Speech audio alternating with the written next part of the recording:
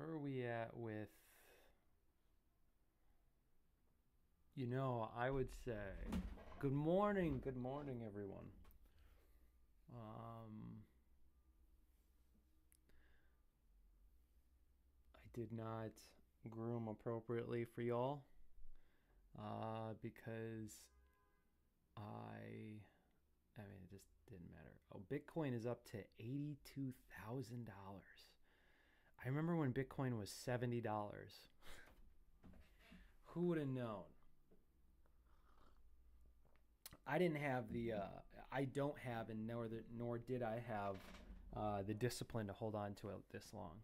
I mean, by the time it went up to like 8,000 or whatever, I would have done something with it. But I feel like now I'm in a place. Well, I guess in some ways. Let's see what else is going on.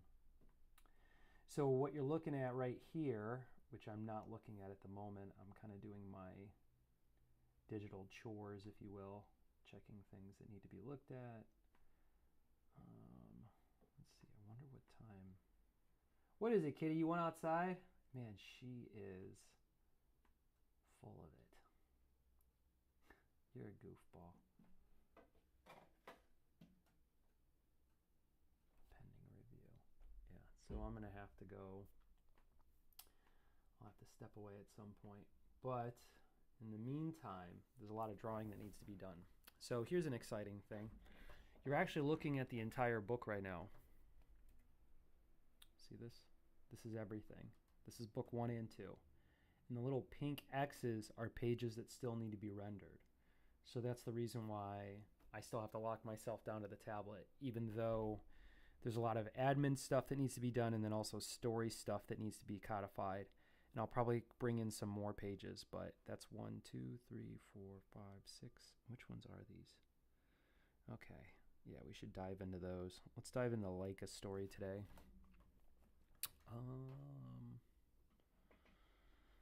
So yeah, a lot of very exciting stuff in the stock market and in all the markets, rather.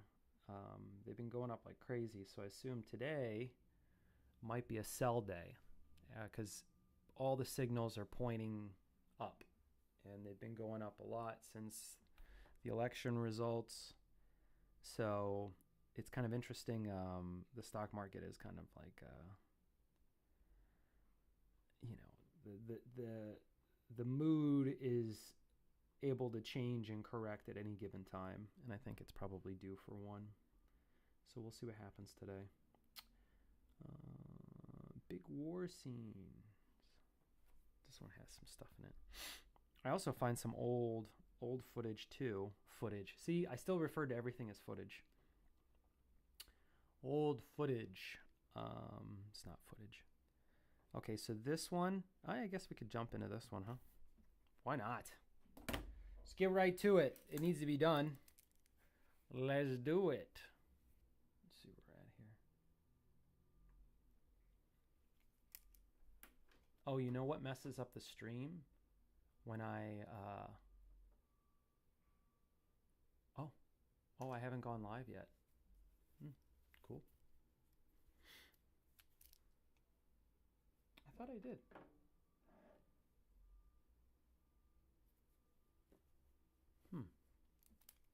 I guess not.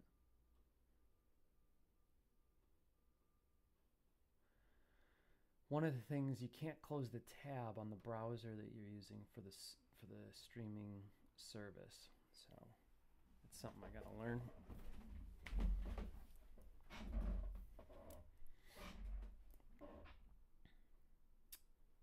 There's something comforting about the winter. Eventually I know I'm not going to like it, but for now, it's something. Why is that offline? That's offline too. I don't understand. I wonder if...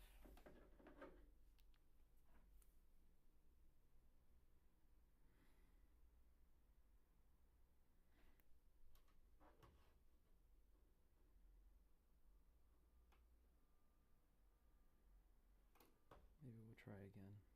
Well, let's see if we can find it.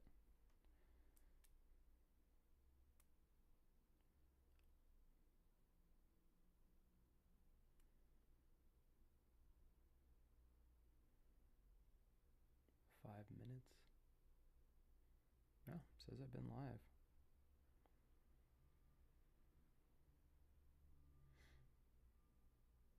Let's try this one.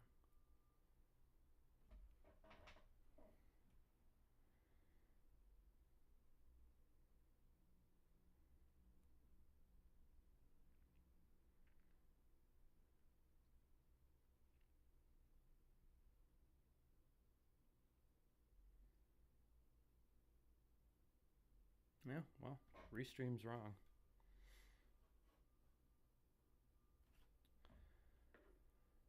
Oh, why is it so wrong?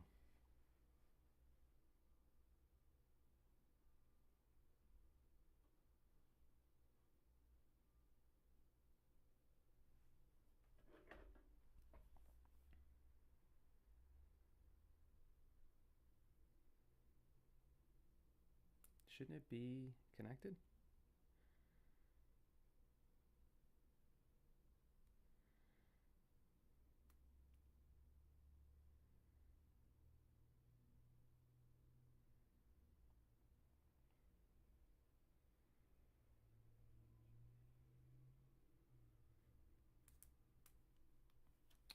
Well, I'm live. This just isn't talking to me.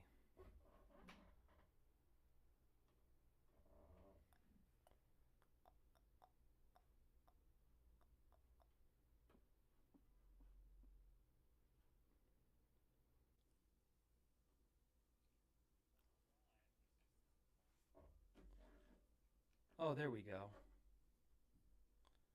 Now we're up. Good to know. All right. Good morning, everybody. It is Monday, November the 11th, and we are back to work. So what you're looking at is a character named Hamder.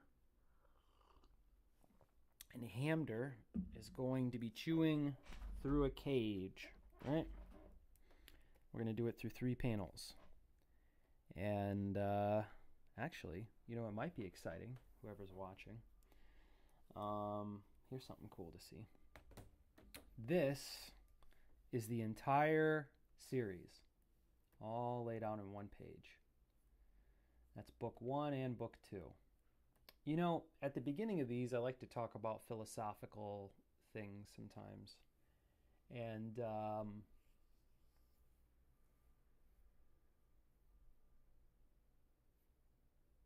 the main thing I would say about this is that, how you say it? When I talk about doing this project, I've always referred to it as the graphic novel. I always referred to it as book 1 or book 2. I don't call it Mud is Good. I don't even necessarily call it Conformity Farm. And I think that is a psychological issue that I have to overcome, which is that the project is the story. The drawings are great, the books are great, everything's okay. But what we're learning is that the product is the experience, and the story is what everything is embedded in. And so I will say, as I move forward and finish this project, that's something that I'm paying a lot of attention to. So, and it's kind of interesting. Every page is its own story, right? All right, let's see what we can do here. Oop, don't want no pink. We'll probably draw until about 1 p.m. I wonder what time. Ugh. It's tough to look at the media, man. Where are we at here? What was I going to look up? Should we pull up some music? Oh, I know what I need to do. What time does the library open up? It's Tumen. Library. Probably less busy since the election's over. Truman Library. What is that? That looks like a mausoleum. Let's just go here. No. Where I am. Oh, the presidential library. No, that's not what I want. Luckily, I got this little cat around me. She wakes me up pretty early, and she doesn't lament until she gets what she needs. Okay, and then we'll go. Okay, from there, then we'll go. Like the Monday morning library, right? Like they should be all about it. Where are we at here? Berwyn. No, I don't want to go to that one. Oh, Tolman, not Tillman. Tolman Library. Opens at noon. Okay. Well, then I'll go to the gym, and then I'll go to the library. And then what we'll do is we will draw until then. Cool, my day is mapped out. Get up earlier and earlier and earlier, right? Where are we at here? Okay, I guess you could kind of work this guy's face out. I like this one. Yeah, maybe some more drips of sweat would be good.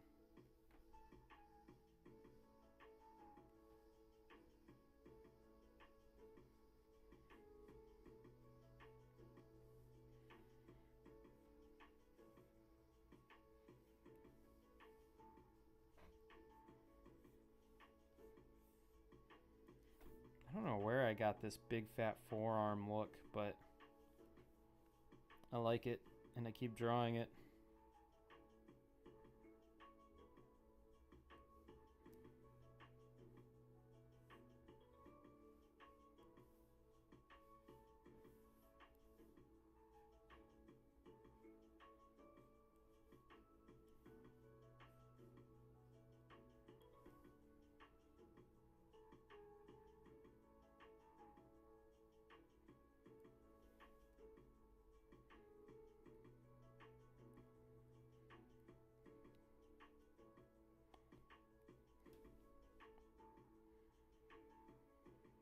Maybe his eyes get big.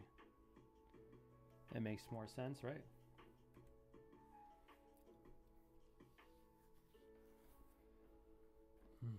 Man, it's getting chilly out. What's the temp today? What's the old tempy? The temperature. 50 degrees? We're going to hit about 52, and then it's going to go way downhill.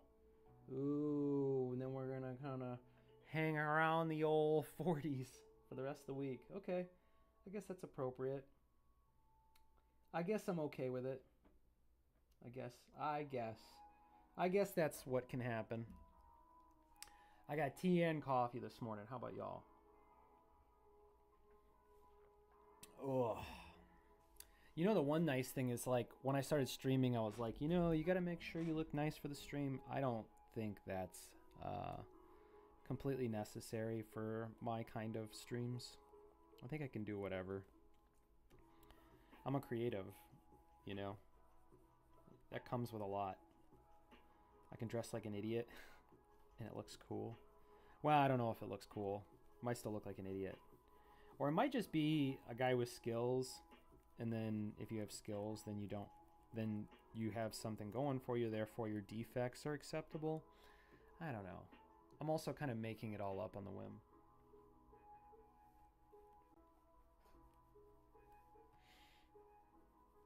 I think Charlie is eternally bored. I feel bad for her. Should I get her a friend? Oh, I just have 2 cats. Yeah, I feel bad for you, Charlie girl.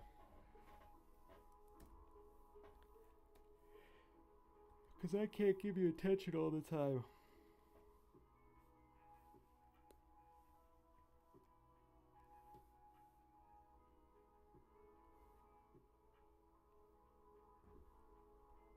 Oh, there you are.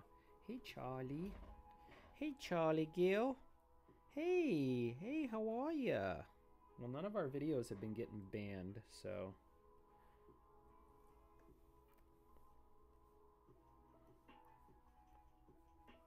Hey, Gil. How are ya? Good to see ya. Good to see ya. What do you think of this little hamster, huh? Would you try to eat her? Do you still got that in you? Could you eat a rodent? She definitely has the instincts to do it. I have 3 cowlicks on my head. Isn't that crazy?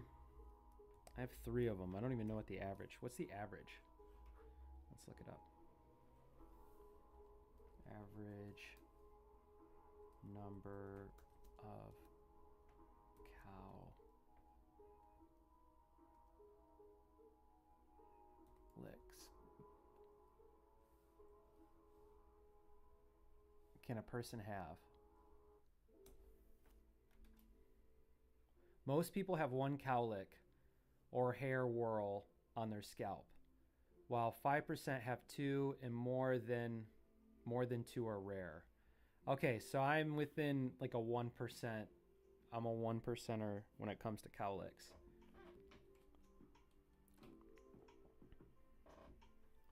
This the Charlie cast, huh? This the Charlie stream. So there you go. Is 3 cowlicks rare? Yeah, less than 5%.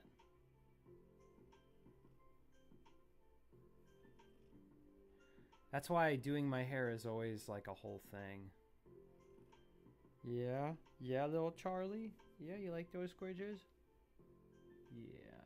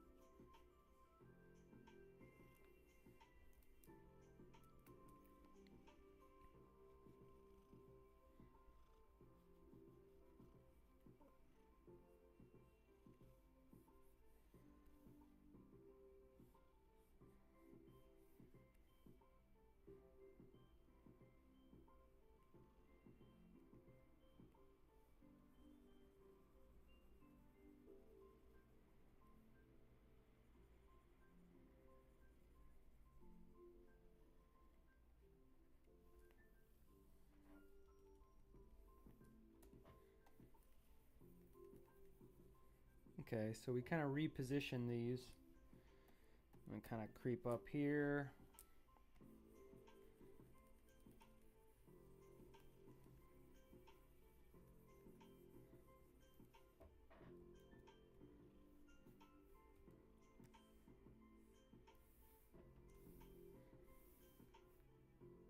Say hi, Charlie. Say hi.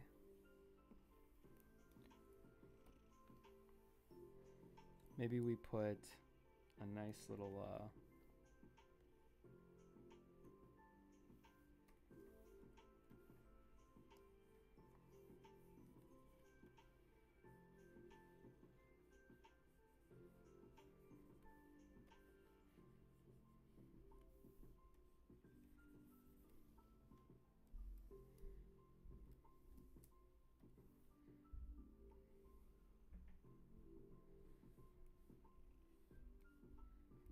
or do we just do completely black? Oh, it's hard to decide. Maybe here. I don't know. Oh, is James here? Check, check, check. 1, 2. I'm not hearing you, buddy. Here, let me try. Bluetooth second device connected. You're here to help me make sure all my hardware works. Let's see. What do you think, Charlie? You hear that voice coming out of the little thingy there? Happy Monday, my friend. Good morning. How are you doing? Pretty good, man. Pretty good. I went to bed early. Been doing that all weekend. Didn't socialize at all this weekend. No partying, nothing. Just worked. Oh, that's sad to not socialize a little bit. Yeah. Yeah, you're right about that. I kind of socialized during the election when I was running the polls. Oh gosh, yeah, that would drain your battery. Yeah, definitely did. I can only imagine what my colleagues were doing, but I literally could almost do nothing. Yeah, I think the black is fine here. I literally like tried to do stuff. I definitely did some drawing and stuff. I can pull myself to the tablet and get work done, but you know, there were a few times I just wanted to sleep, and I'd go look at something online. Or you know what it was? I think the election itself was just very draining.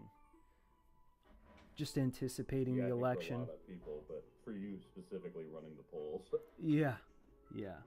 But yeah, for a lot of people emotionally, a lot of people kind of come to me to talk about stuff like that, and you know, but that's not draining. What do You you have a good perspective on it. I would view that as a good thing. Yeah, thanks, man. Yeah, I think a lot of people get caught up in the vitriol, and people like to hear some common sense for a little bit. Vitriol, great word. Yeah, thanks. I'd be out here trying to up my status by using words that aren't common, but they're there. Right, little key? I'm wondering if I should get another cat for Charlie. Like, I got a cat for myself, but I feel bad for her. She's always bored. Some cats really don't like other cats. Maybe try socializing her first and see if that's something that she's open to. What does that mean? You want me to take her to a nightclub or something? I don't know. Like maybe bring her around Joel's cats. Oh, that's not a bad idea. See what happens? I know Little Man's not going to like it right away. Little Man's going to be like, what the... Little Man's a very social cat. I thought Little Man... He likes companionship. Peaks doesn't like it. Oh, because I thought Little Man gets jealous of Peaks. Because he remembers when it used to be just him and Joel.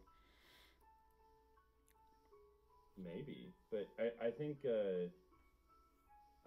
Little Man used to like snuggle with one of the old cats that he used to have, and that cat died, and then he like really attached himself to Peaks. Okay. Let's see. That's nice that you get to work from home. Do we go here? Man, this music isn't doing it for me. No. No. The yeah, I know, it's too much. It's too juvenile. Everything I do is too juvenile. Let's try something else. What do you think, Kitty? I think she's so young, she doesn't remember it getting cold, so I think she always wants to be absorbing from my body heat. She's like, stop petting me. All right, fine. She's very finicky. Rufus gets that way if he's like in bed. Like if we're awake, he just wants to be pet. He wants to be loved. He wants attention. And then if he crawls into my bed and like lays down next to me, if I start petting him, he like gets up, huffs and puffs, and then walks away. He's like, that's not what I wanted. That's not what I meant. Yeah. Yeah, Charlie gets that. She'll be like, yeah, scritches. I love the scritches. I went to, no more scritches now. Stop it right now. That's what she's like. Yeah, I'm talking about you. Dude, you hear Jeff Breslow is the one doing that movie. What movie? He's doing a movie about himself and like all of Marvin Glass to BMT to now. Oh wow. What happened? That's a good idea. He's gonna throw those boys under the bus, I bet. Oh, yes he is. Oh, he's pissed. I talked to him at the conference over the weekend, and he like... Oh, please. Can I hear this? He had words. Oh. He said, I really don't want to talk about it, but when you spend 40 years building a business with your name on it and a legacy that you were promised that would get passed on, and you see it get taken selfishly, yeah, it hurts. I bet. And there's nothing he can do. Yeah. I think about that every once in a while. And I also, I'm old enough to see patterns, and I'm always very cautious nowadays when people in the how do I say this? Like when the Titanic's going down and everyone acts like everything's cool and they're all smiles and they're like, I'm a nice guy. Like that is the biggest red flag I think of all. And I think those guys kind of embody that. You know, they're just trying to keep as few negative feelings as possible away from them. And I think that's doing that for all those years is what it compounded over time until the reality of life caught up, even though, you know, they were in a deficit. And they were given what's the word, credit. They were given credit because they didn't build a thing, you know. And then over time, so I'm not saying financial credit, but like, you know, the productivity aspect of it, because that's really all we're trying to do, right? Like be productive. We want money. That's the trade-off, but money is more of a symbolic thing, a kind of a placeholder for what happened over time. And so I remember working for those guys thinking, wow, maybe you don't have to always be, you know, harsh to your staff, you know, whatever. And then I look at it and I go, okay, this might be the extreme. There's something in between, but this approach, this like, I don't even know what you would call it, non-confrontational kind of approach is, I was studying Ridley Scott about a month ago because apparently he draws his own storyboards, because I've been trying to pay attention to directors who can draw storyboards, like in kind of what allows them to get their movies made because they can flesh out their ideas without spending too much money. And Ridley Scott's one of those guys. And one of the things that he said that really stuck out to me was that he said, you got to see your problems out on the horizon and you got to handle them out there. Don't let them get close to you. You know, you see them way out there and then you plan for them and you adjust for them. But I think this is an example, and I'm not saying this advice for other people. I'm literally saying it for myself, you know. And I just think, you know, I don't know. It's tough. There apparently was never really an adult in the room. And that includes the third guy, you know. So, yeah, you know, his approach to it isn't admirable either. You know, I think he kind of saw how irresponsible things were, and he goes, I can do that too, and kind of threw a fit as well. And, yeah. I would love to see that. Actually, you should let him know that I'm a filmmaker and I'd be happy to help him. I talked to him for like sub 1 minute. John Neal was talking to him a lot more than I was. Oh, John knows him like that? I know he's been asking about it because the guy who was doing the writing for the movie and interviewing came to John Neal's party. Oh, okay. But that would be something that would be really cool to try and get involved with. Yeah, I don't think, you know, he's a big deal, but he's not super hard to get a hold of. You know, it's kind of... He's somebody who's achievable to get a hold of. Well, also, you could just, like, ask somebody like Vic, too. Like, hey, you mind shooting Breslow a text for me, you know? Yeah, that's probably not too bad. Vic's been...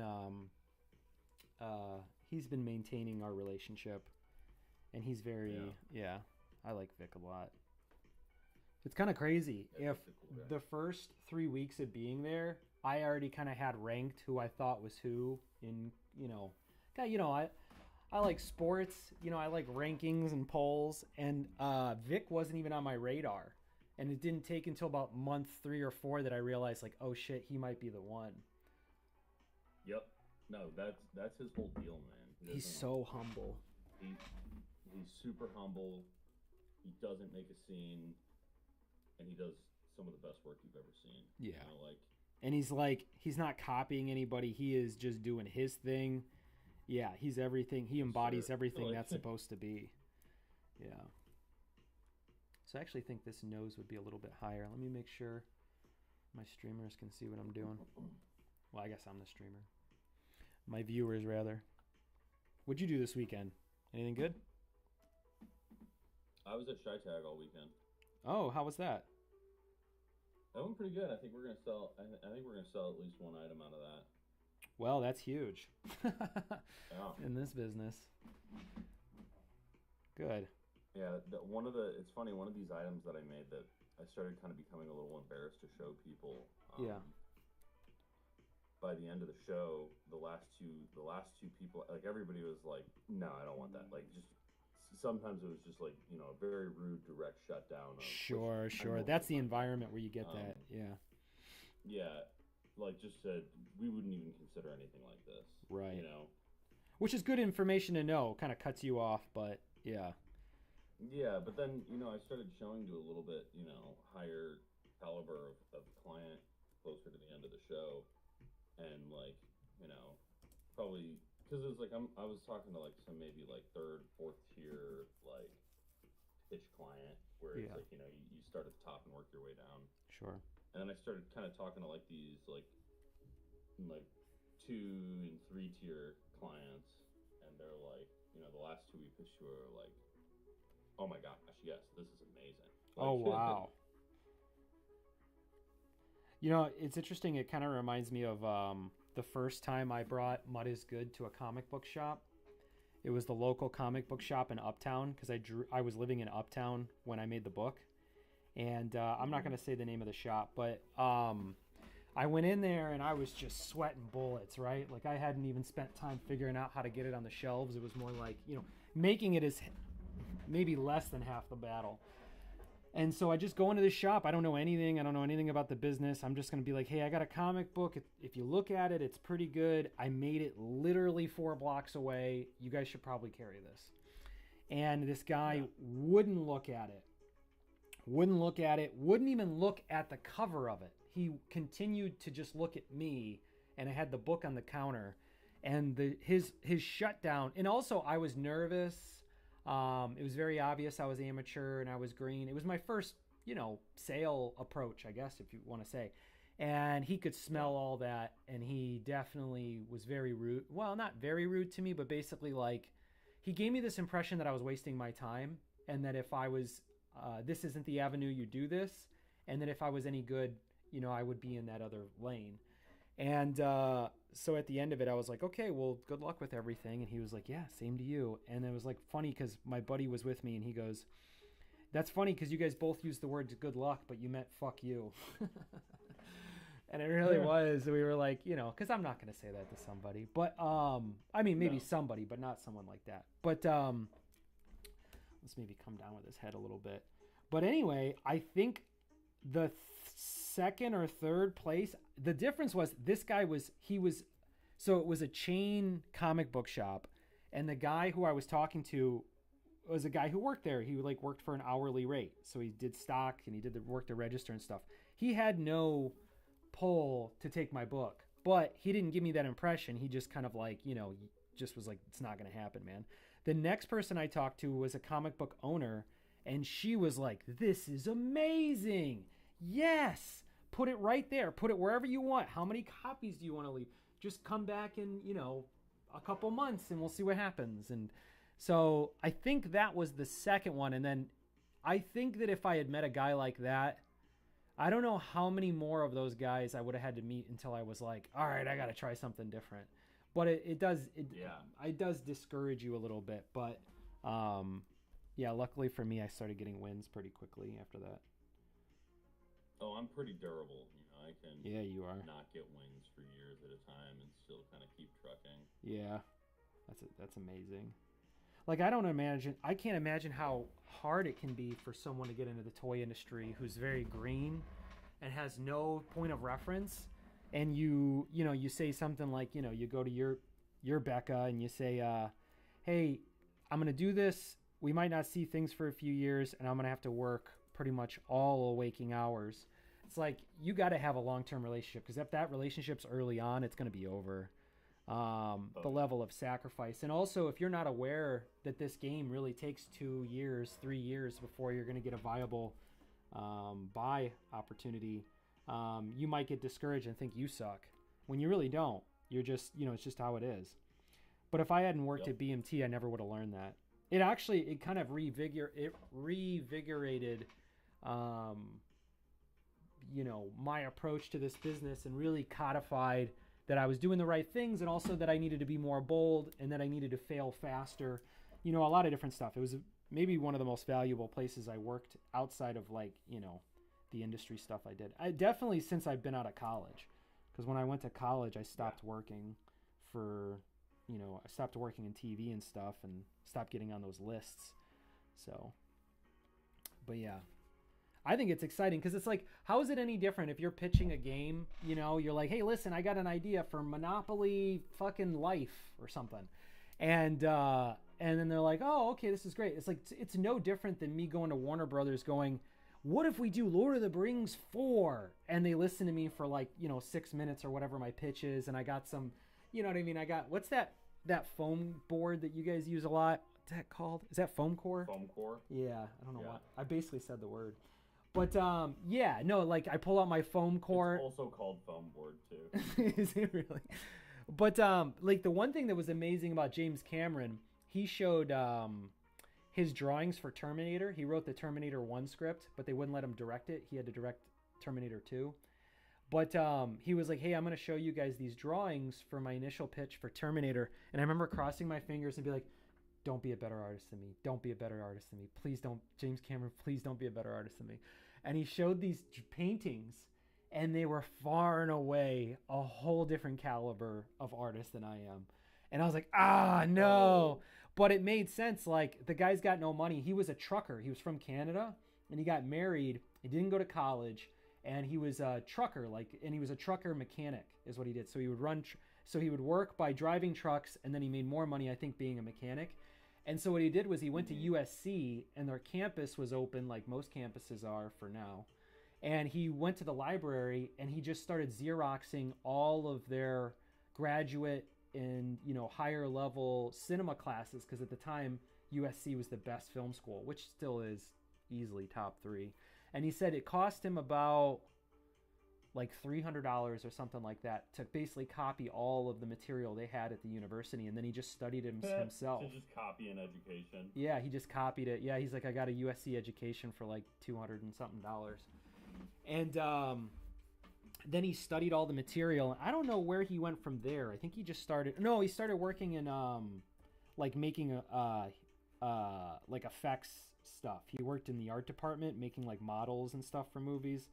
And then he ended up on the set of Piranhas 2, and they production-wise had fallen behind, and they had the gear. So he went to the director and he goes, "Why don't I just take some of the crew and this gear we're not using and get some of these shots that we've fallen behind on? They're like insert shots, like close-ups, like not with the actors." Like B-roll stuff. Yeah, exactly.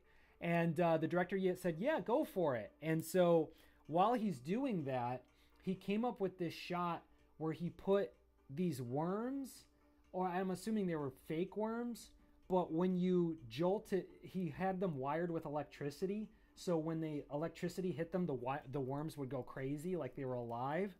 And apparently the guy who owned the set, one of the producers who was paying for everything, comes by and is right over James Cameron's shoulder, and James Cameron goes, "Action!" And these worms come alive, and then he goes, "Cut!" And those guys had no idea how he pulled that off. And they pulled him to the side, and they were like, "Hey, I just want to let you know, we're like watching you. We like what you're doing." Anyway, so, he starts to take his steps. But I don't even know why I started telling that story. But yeah, that's a story he tells. You were talking about how you were hoping James Cameron wasn't a better artist. Yeah. And that came from, pitching yourself constantly. Oh, yeah. I can see James Cameron now pitching something with very little value. You know what I mean? Like, the toy industry is amazing because with the 3D printers, you can make the physical model. And I imagine a lot of people are in those toy pitches without models. They're just in there with drawings, or sometimes even less than that. And I think those people sometimes come out okay as well. But now I get it. Like, as much as I watch BMT pitch, it kind of shows me like you should have the same ferocity about pitching movies and different things to these networks, where you're saying, "Hey, I got these ideas," instead of like marrying an idea, which is what a lot of people in my industry do. They get married to the idea and they keep developing and no one knows about it. And then they get one pitch and it's the Eminem song, you know what I mean? One opportunity. And it's not really like that. It's not how life works. You gotta, you got plenty of opportunities, and you gotta kill your babies, essentially. Like, sometime your idea is just not the right time or whatever it is. And I try to explain that to friends. Like, even Martin Scorsese's got movies that he wants to make that don't get made because no one wants to partner with him on it. and he has to make the movies that that someone will pay for. It's like there's this movie out right now, Megalopolis, by Francis Ford Coppola, and no one wanted to fund it. So Francis Ford Coppola dropped $100 million of his own money. And the movie apparently is flopping. I haven't had the time to go check it out, but it's like... Isn't that what M. Night Shyamalan's doing? After that Avatar movie, nobody would do another movie with him. Yeah, he got a pretty raw deal.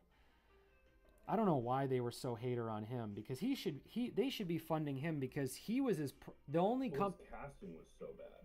Really? I mean, but he had such great he had such great movies for quite a while. Like, I would consider him, it's not sports, it's not like someone gets worn out. If anything, with art, people get better with age. Yeah, I don't know. I felt like he kind of got a little bit of a raw deal. Because at one point he was the only human director that was making movies that were as profitable. The only company more profitable was Pixar, which, takes an army to make that movie. But I don't know which movie kind of made him fall off. I stopped watching him after a while. Movie. The Avatar movie? Yeah, the Avatar The Last Airbender movie. Yeah, he still makes movies, but they don't get national release. But to be fair...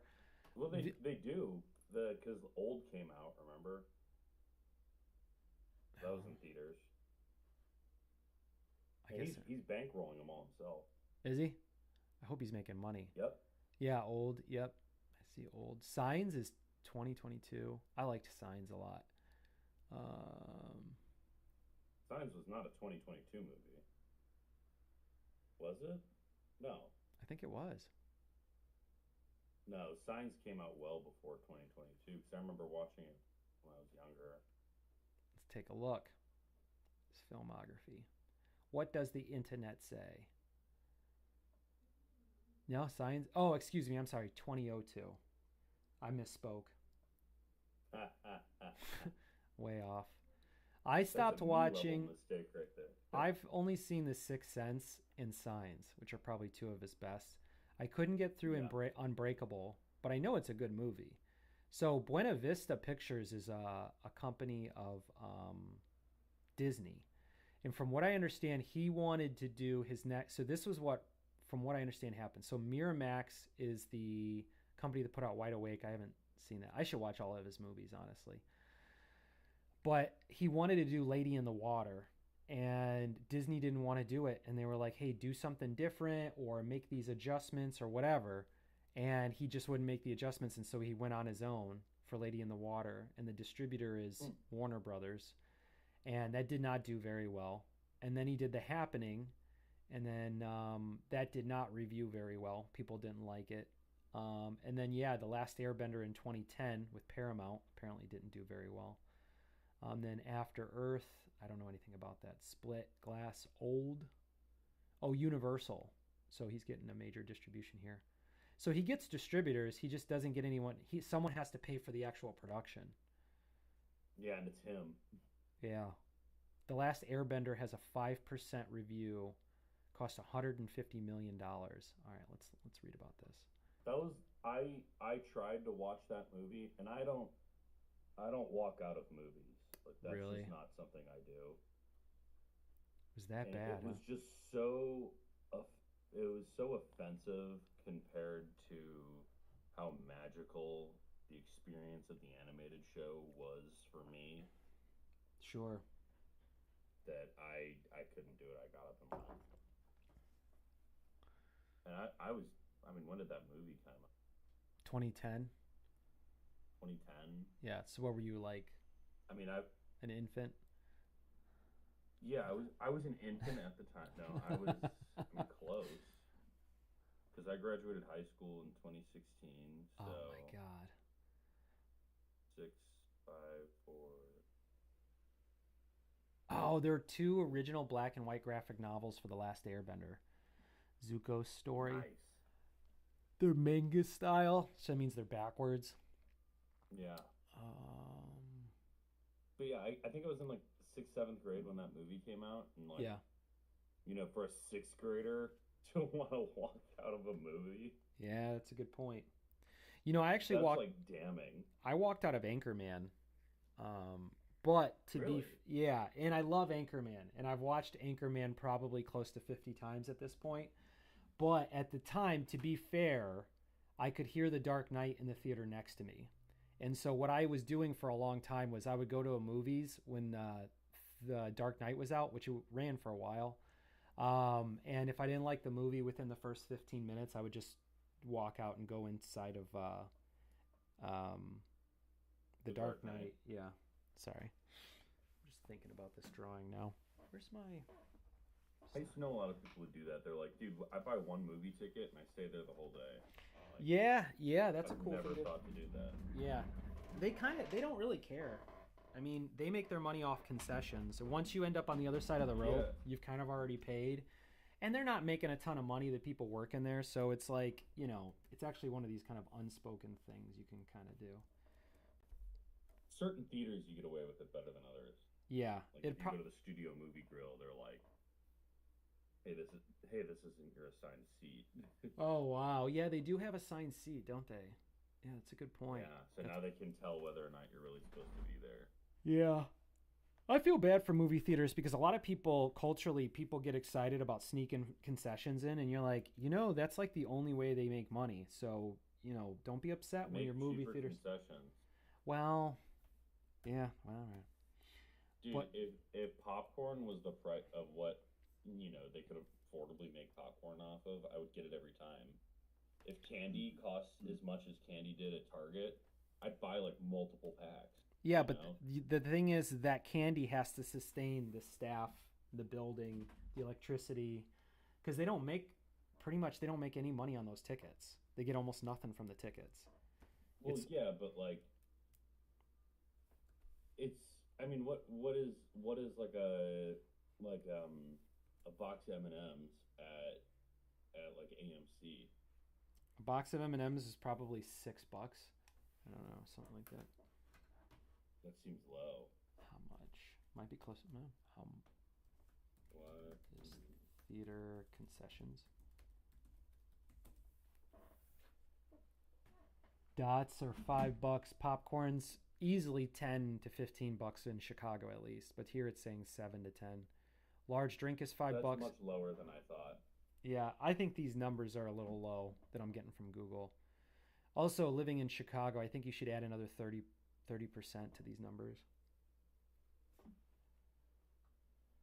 Yeah, you know, honestly, I think the cost of concessions may not have gone down, but maybe they just haven't gone up. You know what I mean? Yeah, maybe. And then, you know, the state of things has changed. My buddy, who's an influencer, keeps getting tickets to go to movies because they want like they'll give them to him for free. Because they want him to be like, hey, I was at this movie, and then tagging the movie, which is, it's good marketing, you know, because that seat was going to be empty anyway, maybe. And maybe you'll buy something. But yeah, I'll go to them, and I don't end up spending money when I go. Yeah, I mean, I have to really be going with somebody who wants concessions if I'm getting concessions. Yeah. I don't mind getting popcorn if I'm in a good mood, but ultimately, yeah, I can watch a movie with nothing. Or I might get a cherry icy if I'm feeling feisty. Oh, that's a good one. Yeah. I don't know what they put in those ices, but I want sugar. What the hell?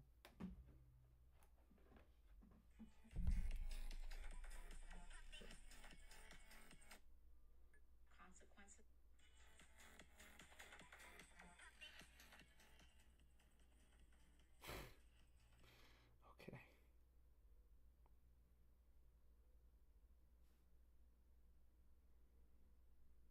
Hey man, I gotta prep for a meeting that I'm hopping into in a little bit. I'll catch you later. All right, man. I'll be here. All right, bye. See you.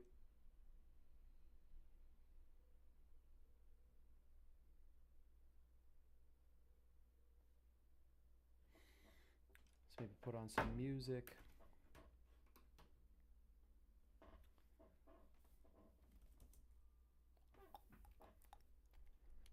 Where's Charlie? Is Charlie in Charlie's probably laying in bed, if I had to guess.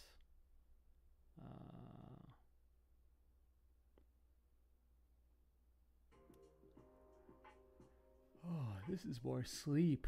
Let's do work music.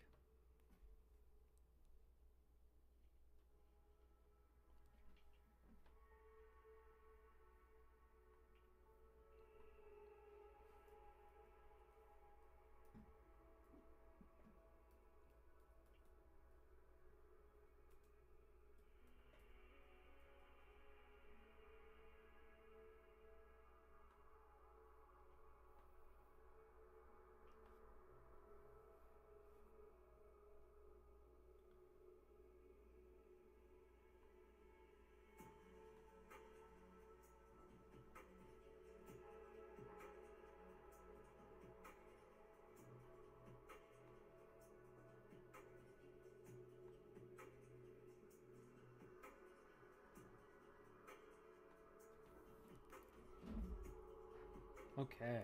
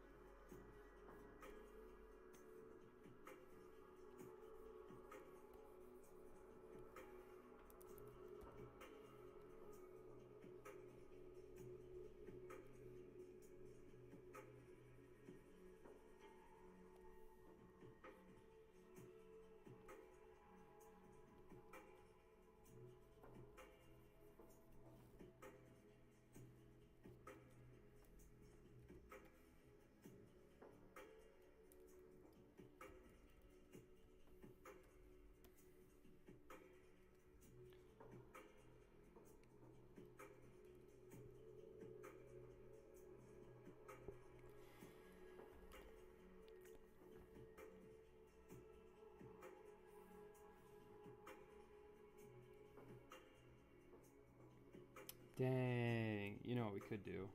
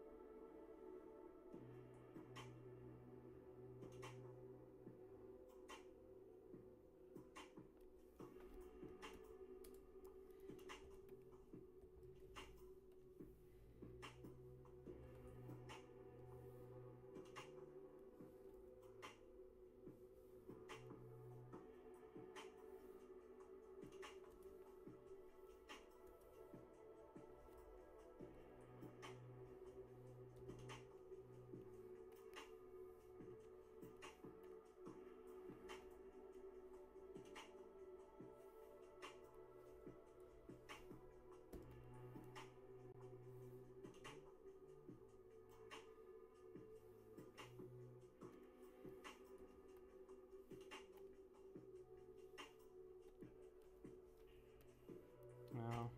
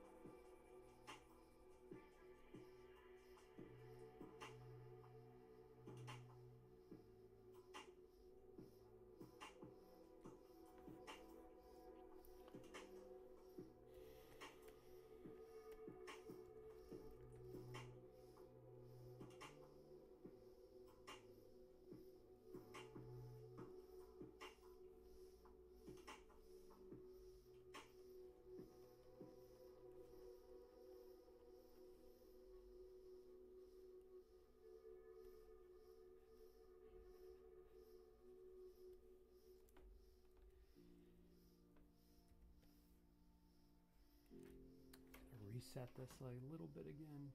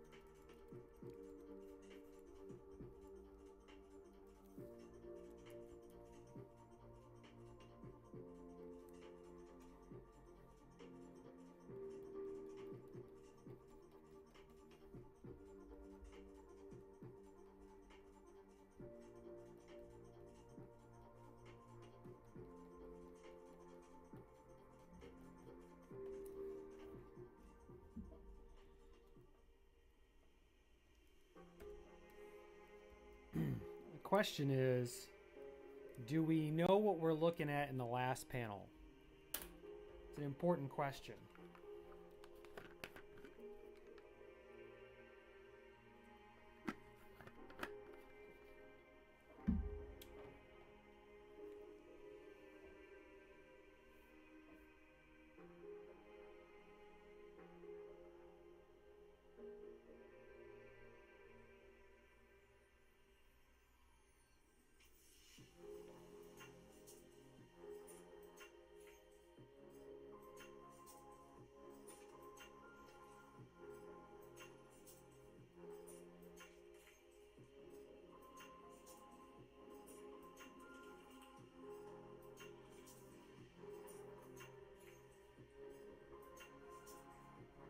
Cherry Valley.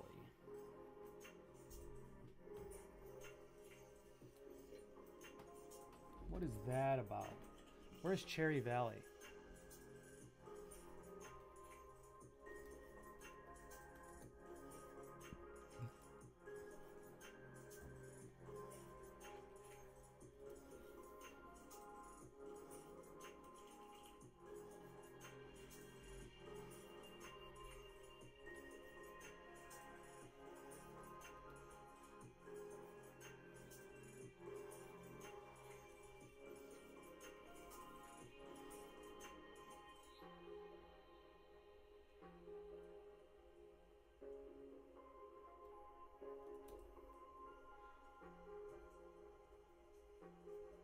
Oh, dang. Okay. I gotta get going on that. Maybe this afternoon. You knew what the truth was. You always knew.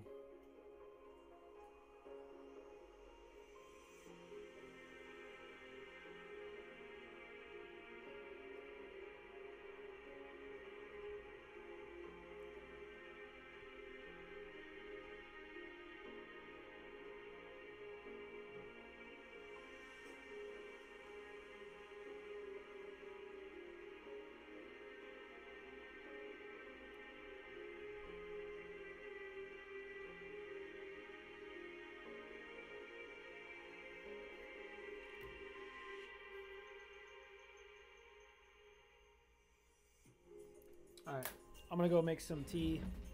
I'll be right back. It won't take long. I just want tea.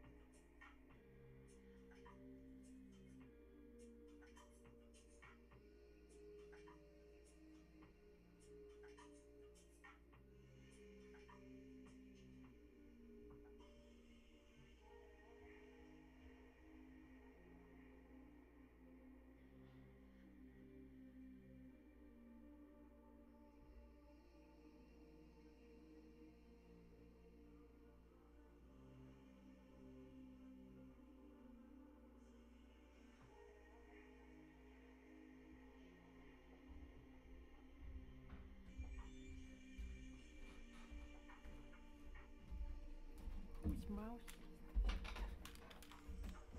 Oh, okay.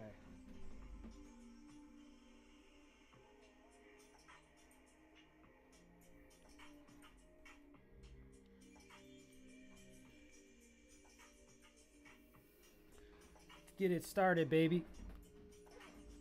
So I'm trying to switch from coffee to tea. Coffee's a little harsh, you know, if you don't have to have it. It's good for some things, but I started making it a routine and just want to limit the number of stimulants. I'd like to go full organico, if you know what I mean. But I gotta wean myself off. Otherwise, it's very uncomfortable. Which is fine, but sometimes you don't want that. All right. So I'm a little worried about the third panel, that it doesn't really convey what we want. But maybe if I put it to the side, I don't know. Let's isolate the drawing. Let's see what we can do. Because it's just not doing it for me. This music's a little weird. Chill night. No, it is not a chill night. Winter coffee.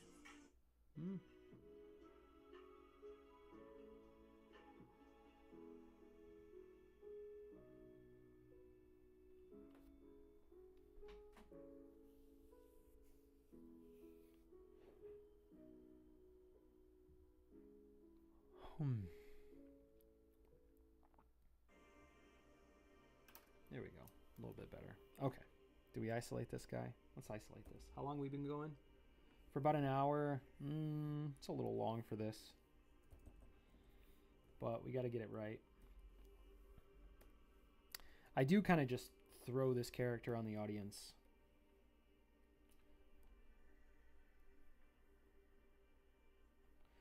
Or maybe what we can do is, maybe we'll keep the poll correct. And we'll do...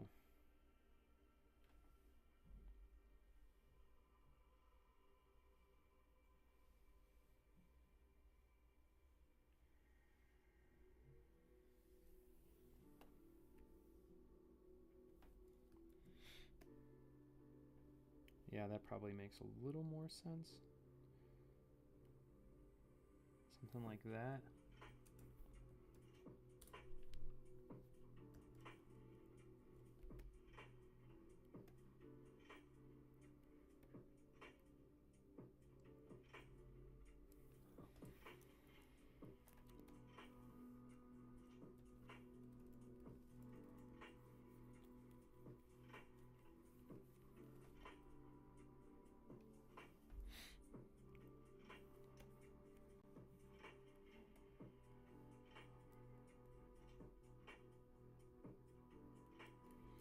So maybe we'll cover it.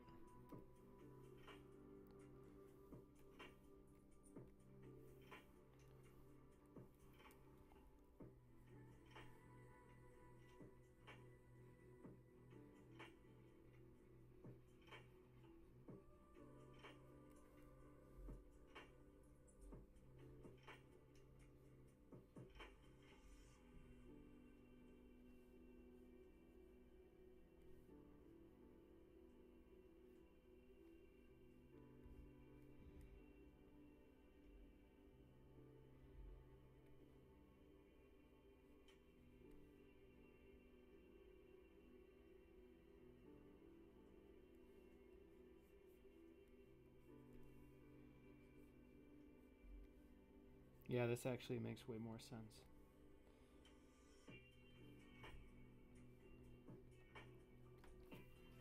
Okay. I like this a little better.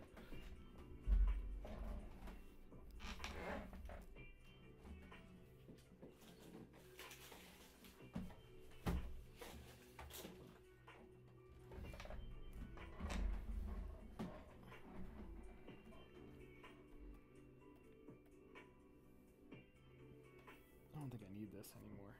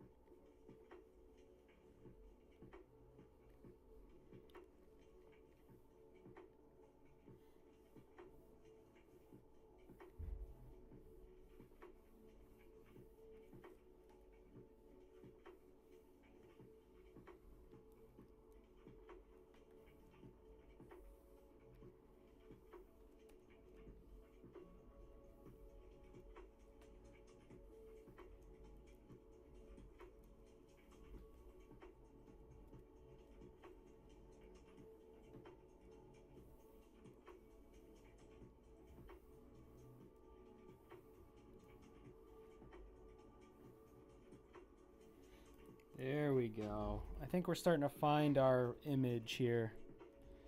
We're kind of sculpting it out of whiteness, out of nothingness, if you will. The void of it all. Ugh.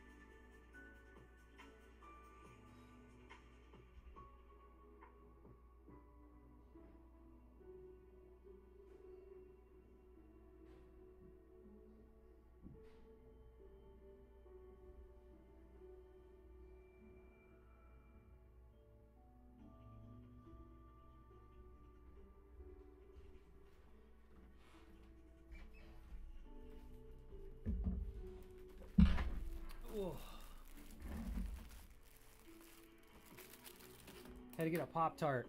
Didn't have any breakfast. Okay, so take a look at this guy. I almost feel like we could creep up and make things a little bit darker. I really started to enjoy the black and white element of graphic novels.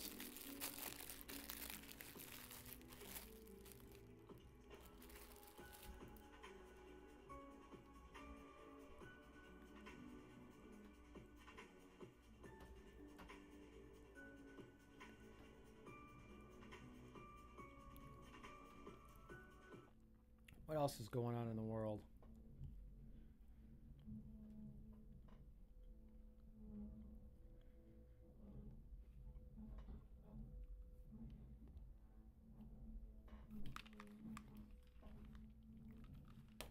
I think the people upstairs have a lot of dogs. They vacuum twice a day. Respect. Mucho respecto. Respeto.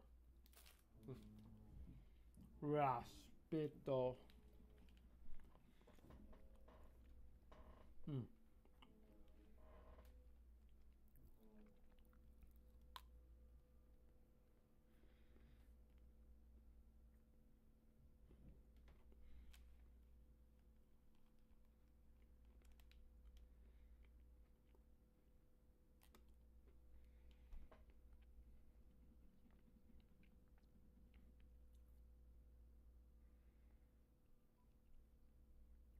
Okay.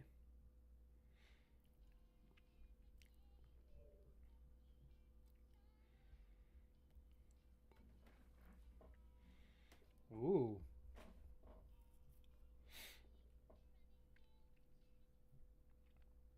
Well, you never know. That's a good question. I really don't know.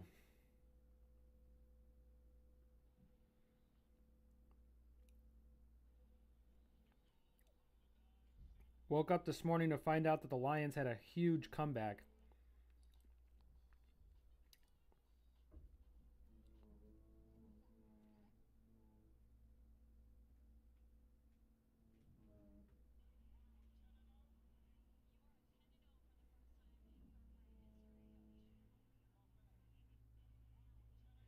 Oh yeah, Indiana's 10-0.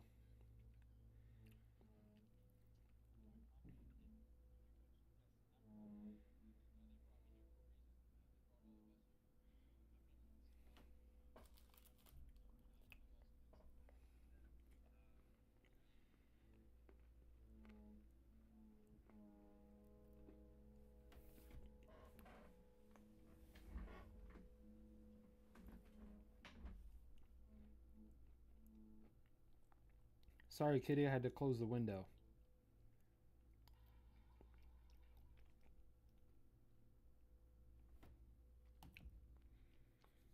Yeah, I don't know when I'm going to shave. Might be today. Who knows? I pretty much naturally shave over time regardless. I'm not much for doing facial hair. It doesn't come in very well. So at some point I'll shave. All right. Everyone wants to be successful. This guy's got 9 views. Should we give him a 10th view? Let's see what he's got to say. What is going on, YouTube? And we are back again with... Man, everyone always starts with all that energy. It's definitely not my approach. Video today, and today's video is exactly what you guys see on the title, and it's talking about how everyone wants to be successful, but it's what are you willing to do, right? I think this is the number one thing I need to get into with this channel is because I'm always talking about my journey. I'm always talking about me going after my goals and everything that's going on in my life, my mindset, etc. Right? But the one thing that everyone comes across this YouTube channel is their journey, right? Their path, what they're going after, and why. That's a good point. Isn't that a big part of social media now? We're starting to find out it's not about the individual posts, it's about the journey. I'm not telling you guys that I have all the right answers and you should listen to my voice because I'm right? But what I'm telling you guys is my perspective, what I've learned through growing up, going through my journey, going through these different and hard times, and really justifying an answer, right? So today's video is really going to be talking about how everybody wants to be successful. In this life, guys, it's not you against everyone else. Okay. It's not just you against all these people that are trying to become successful, but actually it comes down to you and yourself. That's When right. you're looking in this camera, talking. It's really me against myself, right? I need to figure out what to say to give you guys entertainment to watch, right? It's all actually up to me to give you guys the entertainment. There's For always sure. Comparison, right? We're always trying to compare ourselves to this person, to that person. Now, a lot of people don't even try. A lot of people don't even put. All right, buddy. I like where you're going. I think you're headed in the right direction, but unfortunately, I learned those things a long time ago. Okay, what else do we got? Can we listen to Norm Macdonald talk? Is it too early for Norm Macdonald? It is 9 in the morning. Let's hold off on nightclub comic stuff. Let's see, what do we got? What do we have here to consume? Goodest morning unto you, my friends. Yeah, I don't know. I'll shave at some point. Someone else said something about that. Nintendo nostalgia music. YouTube's algorithm's pretty good. You know what I'm looking for right now. Maybe we'll listen to some news, huh? You guys will probably hate that, but Bernie Sanders says America have a right to be angry. Full interview. No, I'm good, Bernie. Do you think Bernie will live long enough to make it to the next election? Maybe. He would definitely be the front runner in my book. Him, or they're positioning Elizabeth Warren. But she might be too bought in with the wrong team. She's an interesting candidate, but maybe not her. Why study Tolkien? I have been studying Tolkien. Tolkien is 1 hour of work, 10 minutes of rest. Oh, okay. I like that formula. What do they do in Japan? Isn't it 25 rule? 20 minutes of work, 5 minutes of like being on your phone or whatever. I don't know. But I've been working for an hour and a half, but I'd say probably, I don't know what percentage of that was actually work, but pretty decently high. Yeah. Charlie, keep those toys out of here. This is a work environment. Isn't it crazy? There's like so much content to consume, but there's still nothing to consume. Well, that's not true. The definition of the term is maybe just it's hard to find something to consume, to quench whatever you're looking for. Any thoughts? Anyone have any ideas of stuff to look up? No, there's not many people in here. Okay, maybe we listen to, I don't want to listen to commentary right now because no one really knows what to think or say. I wonder if Number 6 with Cheese put out a video yet. We could watch our boys Number 6. I was like reacting to those 2 days ago. Eat Local. Let's see if they put anything out. This is a little early for their posts as of recently. Yeah, and then what, Corey put something out.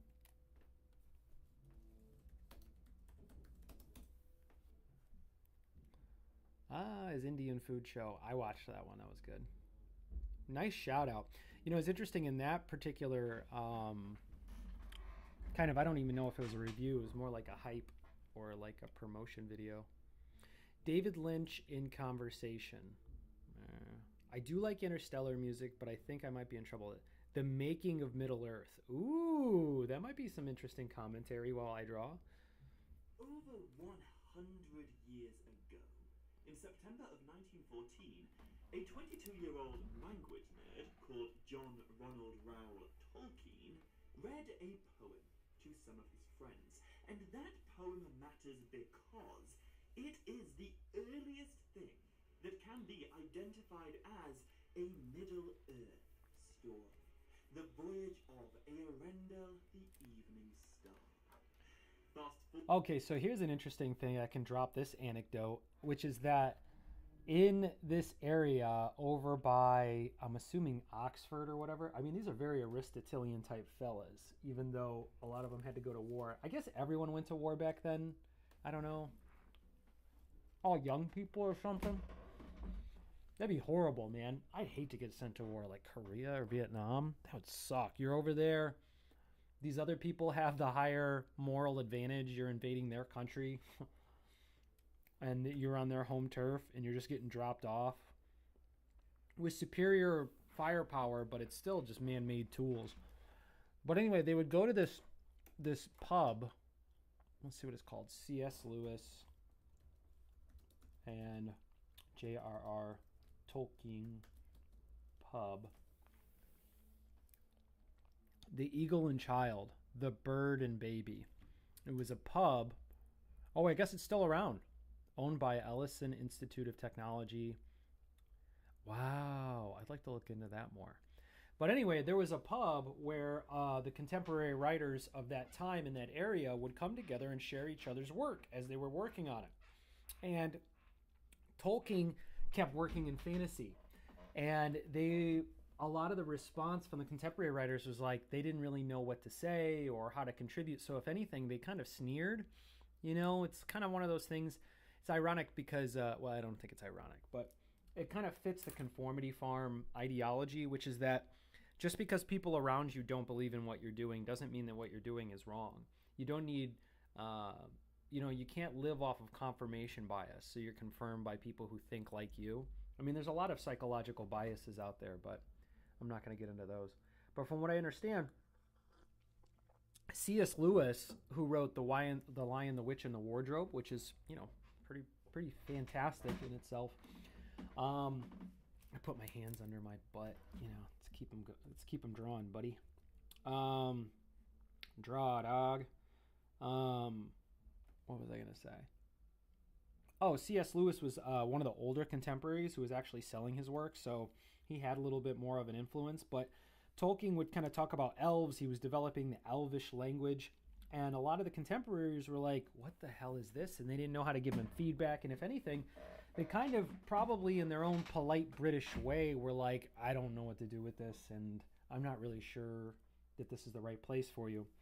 And it was C.S. Lewis that started saying, yeah, this is pretty cool what you got over here. So they would have these meetings, and whenever the work would bleed into this fantasy stuff between the two of them, C.S. Lewis and Tolkien, they would kind of go to the corner by themselves and then share their writings. And the other guys would be on the other side, and, it all worked out because they didn't really know what, they didn't know what was going on. And I could see that, like, when you try to do something very original and other people want to be contemporarily successful, you're going to have a clash. You're going to have a clash.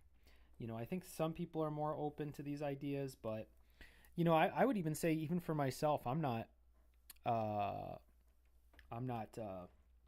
immune to it. I mean, artistically, I have a certain type of style, and if you started bringing a very new-aged kind of I don't know what they call that, contemporary art or whatever, where you're using shapes and stuff, like, if it didn't resonate with me right away, I'd be like, I don't know what to do, because I like realism a lot. So I try to keep going closer and closer to realism. Even though I'm cartooning, I still prefer realism. All right, let's merge these up.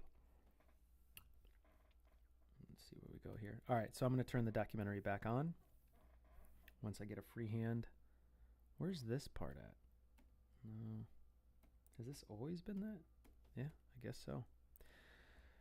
Whatever. And I was like, whatever. I guess we don't have to put this in here.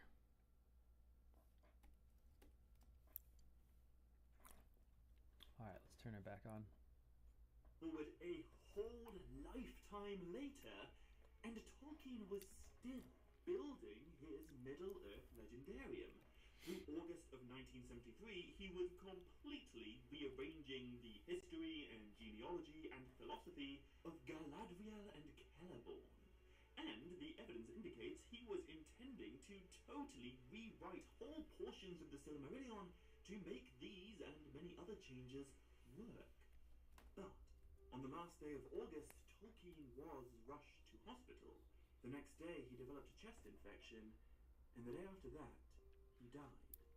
Oh, it's probably from 81. He smoked a lot. Spent 60 years building his legendarium, his mythology of Middle-earth, and over the span of that long adult life, the stories he invented evolved immensely, like organic living things, or like history. And I find this fascinating. How was Middle-earth built in Tolkien's mind? How can the fairy tale whimsy of The Hobbit coexist with and even enhance the mythological grandeur of the Silmarillion, how do Tolkien's earliest writings fit together with what he wrote right at the end, after an enormously imaginative lifetime spent thinking about it? Oh, there's an intro. So you set it up and then you put an intro. Pretty cool. This guy's a fan of documentaries. And welcome to another episode of Tolkien Untangled. Oh, it's a This whole one's channel gonna be dedicated to a little Tolkien. different. I'll get back to explaining Middle-earth lore and stories in the next one, but right now I want to give a brief breakdown and overview of how the Middle-earth breakdown came together over Tolkien's life. So this certainly isn't an exhaustive overview, but let's start at the very beginning of the Legendarium with that poem, The Voyage of Earendel the Evening Star. I say the beginning, Tolkien was an insanely imaginative guy since it would seem early childhood. Somewhere between the ages of 8 and 10, he was already inventing his own languages, the first of which was called Nevbosh, but by the time Tolkien was 15, he'd already evolved Nevbosh into a more sophisticated invented language called Natharin. But although these languages do share some salient similarities with later Elvish languages in Middle-earth, there's no direct parallel. You know, in the Legendarium, no one speaks Nevbosh or Natharin, but there absolutely is an Earendil. And he does go on a voyage, and it is intimately associated with the Evening Star. Although Earendel isn't actually a word that... A lot of passion in reading these lines. I dig it. It's an Anglo-Saxon word, and it is the Anglo-Saxons and their language that absolutely captured Tolkien's interest and imagination from childhood to old age. And in real life, there is an ancient English collection of poems that includes the lines Eala Earendel Engla Beotas. What the hell does that which mean? in modern English means Hail Earendel, brightest of angels. Oh, okay. And needless to say, these words really struck a chord with Tolkien. If we fast forward all the way to The Lord of the Rings, which won't even begin to be imagined. Begin. Years and won't be published until the Wouldn't even 1950s, begin. we'll come to a familiar scene in Shelob's lair. In the darkness of that passage, Frodo pulls out the Phial of Galadriel, the Lady Starglass, and he utters the words Aya Earendil Elenion and Kalimar, which Kalimar. is Sindarin for Hail Earendil, brightest of stars. This poem that Tolkien shared with his close friends was where the whole Middle-earth thing began. Wow. But it wasn't a novel. It wasn't ever intended to even be published. It was just a piece of creative writing that Tolkien was inspired to share with his friends. I know we often think of Tolkien as being a fantasy novelist, and that's certainly not an inaccurate description of the man, but it is, I think, a bit of an imprecise one.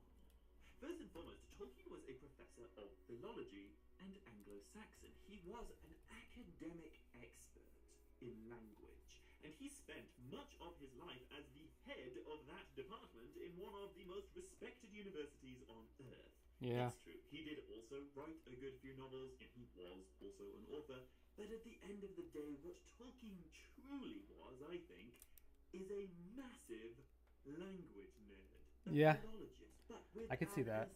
astounding capacity for imagination.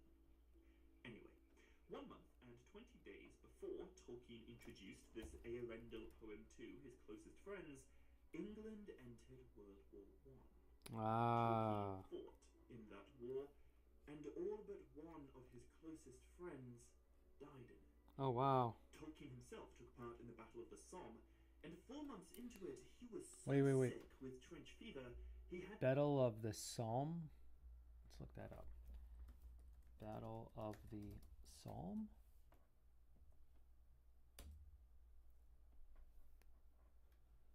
Battle of the Somme? The Battle of the Somme, S-O-M-M-E, also known as Somme Offensive, was a major battle of the First World War, fought by the armies of the British Empire and the French Third Republic against the German Empire. So the British and the French teamed up against the Germans. Checks out. Took place between July 1st and November 18th. Oh my God, that was a trench battle. July, August, September, October, and middle of November. That's 4.5 months of trench warfare. And if you're not familiar with trench warfare, it's about as bad as it gets. You dig a hole in the ground and you reinforce that hole, and then you try to move forward, take, whatever position you can, and then you build another trench. And oftentimes trenches are not hard to clear out. So if you're the most upfront trench, I mean, you are literally taking all the brunt of bombs and firepower. It's an awful way. I mean, it's hard to get supplies to trenches, and it's just this concept of just kind of pushing forward. A lot of war seems to do well underground, since we do really well in the air now. It took place between on both sides of the upper reaches of the River Somme in France. So it was in France. The battle was intended to hasten a victory for the Allies. More than 3 million men fought in the battle. Wow, I can't imagine being a part of a battle of 3 million people. I don't think I've ever been a part of 3 million people of anything. Maybe the Black Lives Matter marches, of whom more than 1 million were either wounded or killed, making it one of the deadliest battles in all of human history. 1 million people died in the course of, so it's 300,000 people essentially every month. So that would be, what is that, 10,000 people a day? Oh my goodness. 1 million were either wounded. The French and British had committed themselves to an offensive on the Somme during the Chantilly Conference in 1915. Yada, yada, yada. Okay. All right, I got some context. To be returned to England. While suffering through recurrent bouts of the sickness, and presumably at least some psychological distress from the horrors of trench warfare, Tolkien began writing the only complete version of The Fall of Gondolin, one of the 3 great tales in what's going to become the Silmarillion. Then, the following month, he went for a day out in East Yorkshire with his beautiful raven-haired wife, Edith Tolkien, and there she danced for him in a hemlock glade. In the weeks and months that followed, Tolkien began another story, The Germ of Beren and Luthien. And in that story, the war-weary and psychologically wounded man Beren beholds the beautiful and raven-haired Maybe the drawing Luthien is a close-up on here. dancing before him in, of all things, a hemlock glade. And towards the end of that dark year, Tolkien began the earliest versions of the epically dark tragedy that we now call The Children of Húrin. In 1917, the Silmarillion as we know it did not exist, but the 3 great tales that form the backbone of the legends of the Elder Days, which is what the Silmarillion's all about, they were taking shape. They were in their infancy, but they were evolving. However, novels, good credit to this guy for narrating. For an audience, he didn't even really intend them to be read, I don't think. Oh, wow. Instead, they were his personal hobby, his private mythology with which to explore what he called his secret vice, his unusual but wonderful, in my opinion, habit of inventing new languages. As you surely know, in 1918, World War I ended, and after being discharged from the army, Tolkien entered the conventional workforce. And this ain't gonna surprise you in the slightest, the jobs Tolkien went for were the jobs of a language nerd. Immediately after the war ended, Tolkien began working for the Oxford English Dictionary.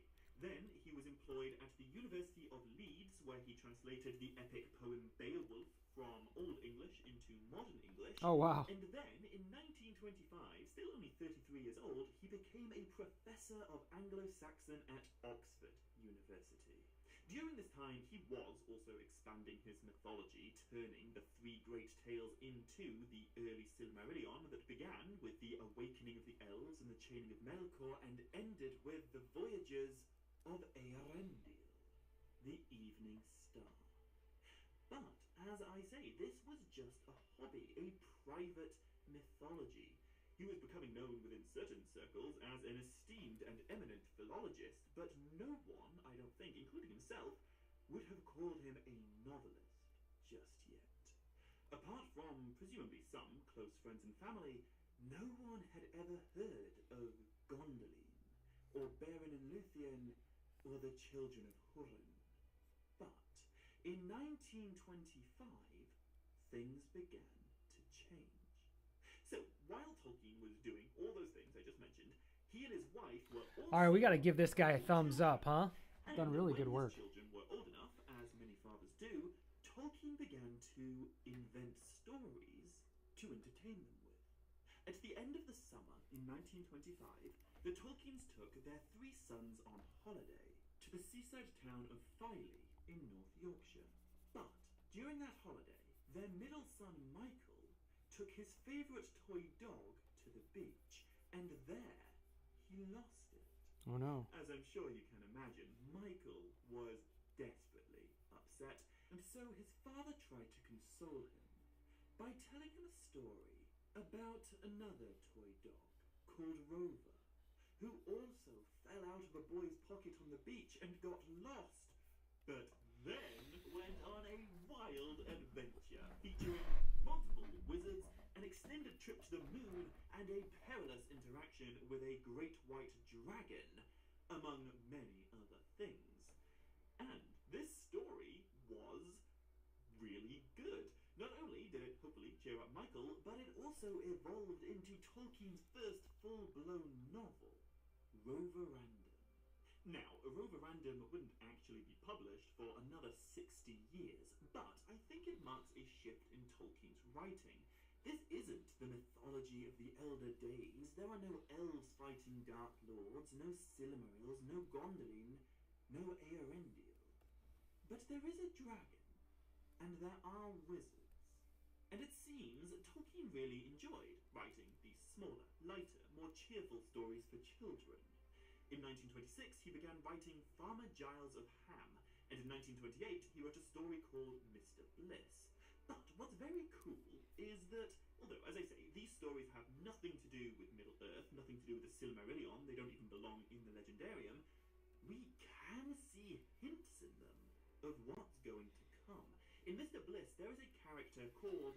I almost feel like this is really what the image is. An old gaffer Gamgee. And the basic plot of Farmer Giles is that of a simple guy who wants only to be left in peace and quiet, but ends up fighting a dragon. And Oh, in that's 1930, Bilbo. while marking university exam papers, Tolkien wrote the now iconic words, "In a hole in the ground, there lived a hobbit." Now, there are no hobbits in the Silmarillion. There was no reason to believe that this story, The Hobbit, would be any different from Farmer Giles or Roverandom or Mr. Bliss, except that in the case of The Hobbit, Tolkien's private mythology, his legendarium, and his stories for children really started bleeding together. I mean, on the one hand, The Hobbit does also have nothing to do with the Silmarillion, except that Bilbo Baggins's magical elf sword does come from a place called Gondolin. When we meet the elves in Mirkwood, Tolkien does mention other types of elves. The light elves, the deep elves, and the sea elves in the west. No one could have known it at the time, but these 3 clans of elves that Tolkien mentions in The Hobbit are the Vanyar, the Noldor, and the Teleri, whom we learn an awful lot more about in the Silmarillion. The Arkenstone in The Hobbit is not a Silmaril, but it sure does feel adjacent to one. Just as the Elven King of Mirkwood sure does feel adjacent to the Elven King of Doriath, the father of Luthien Tinuviel. And it would be quite a few more decades before this became known, but the half-elven lord, whom Bilbo meets in Rivendell towards the beginning of that story, Elrond Half-Elven, will, in the sequel, turn out to be the son of Eärendil. Ooh, Whilst writing Eärendil. for his children, We don't Tolkien in mythology English. of the Elder Days collided with commercially publishable fiction for the very first time. Ooh, This was the ooh, moment when commercial. Tolkien's myths really married his stories. Ooh. As you definitely already know, people really like The Hobbit. Tolkien had, as I've said, written a few stories beforehand, but The Hobbit was Oh, the wow. first one Tolkien to be made that? published, and it was an instant success. In the very Wow. same year it was released, the publisher approached Tolkien and insisted Tolkien write a sequel. Now, that sequel took 17 years to create. World War II did happen in the meantime, but when it was done, Tolkien called it The Lord of the Rings. Ooh, there it is. So cool about this is that although The Lord of the Rings began as a sequel to The Hobbit, that is not what it ended up becoming. During those 17 years in which Tolkien crafted The Lord of the Rings, things really evolved in his imagination, and we can pinpoint exactly where that change began. So, The Hobbit is a story about Bilbo Baggins leaving Bag End to go on a quest and acquire some jewellery. Lord of the Rings is a story about the heir of Bilbo Baggins leaving Bag End to go on a quest and get rid of some jewellery. His heir has to do it too. Dig it, Uncle Bilbo. Do feel like a sequel. Why did you give me this thing that I have to accomplish? Childlike whimsy. In chapter 1, we have fireworks that are compared to freight trains. In chapter 3, we meet a talking fox. In chapter 7, we meet Tom Bombadil and spend some time with him. All of it feels much closer in Wonder what this looks like with than it does to the Silmarillion. You know, it's hard to imagine jolly Tom Bombadil and mighty Feanor of the Noldor inhabiting the So this is what we originally had.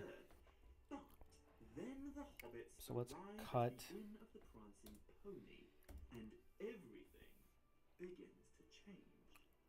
In Tolkien's original draft, in the Prancing Pony, the hobbits meet a mysterious stranger who is himself another hobbit, with either wooden shoes or wooden feet, depending on the version.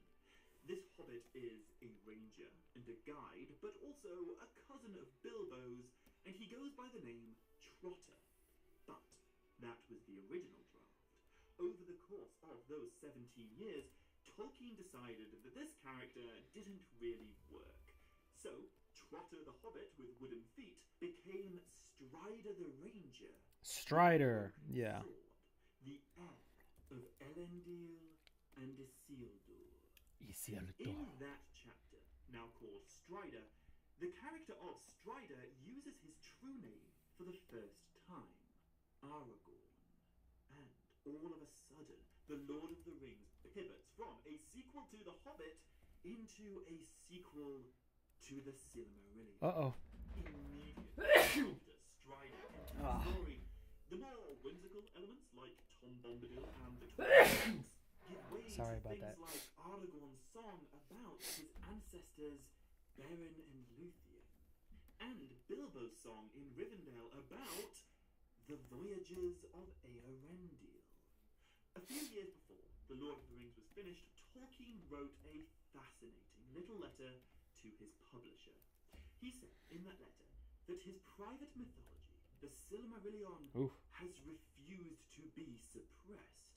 It has bubbled up, infiltrated, and spoiled everything that I have tried to write since.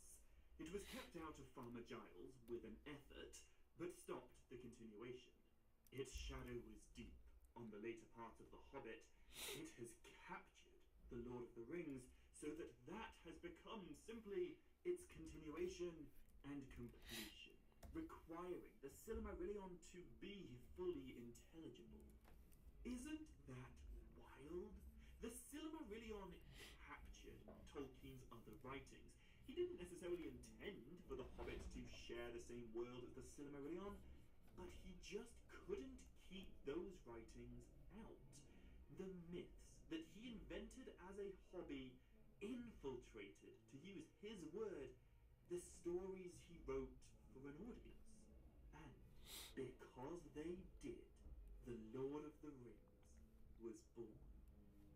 On this channel, I've talked a lot about the First Age and the Second Age and the Third Age of Middle-earth, but originally there were no separate ages. There was the Elder Days of the Silmarillion and the imagined world of the Hobbit.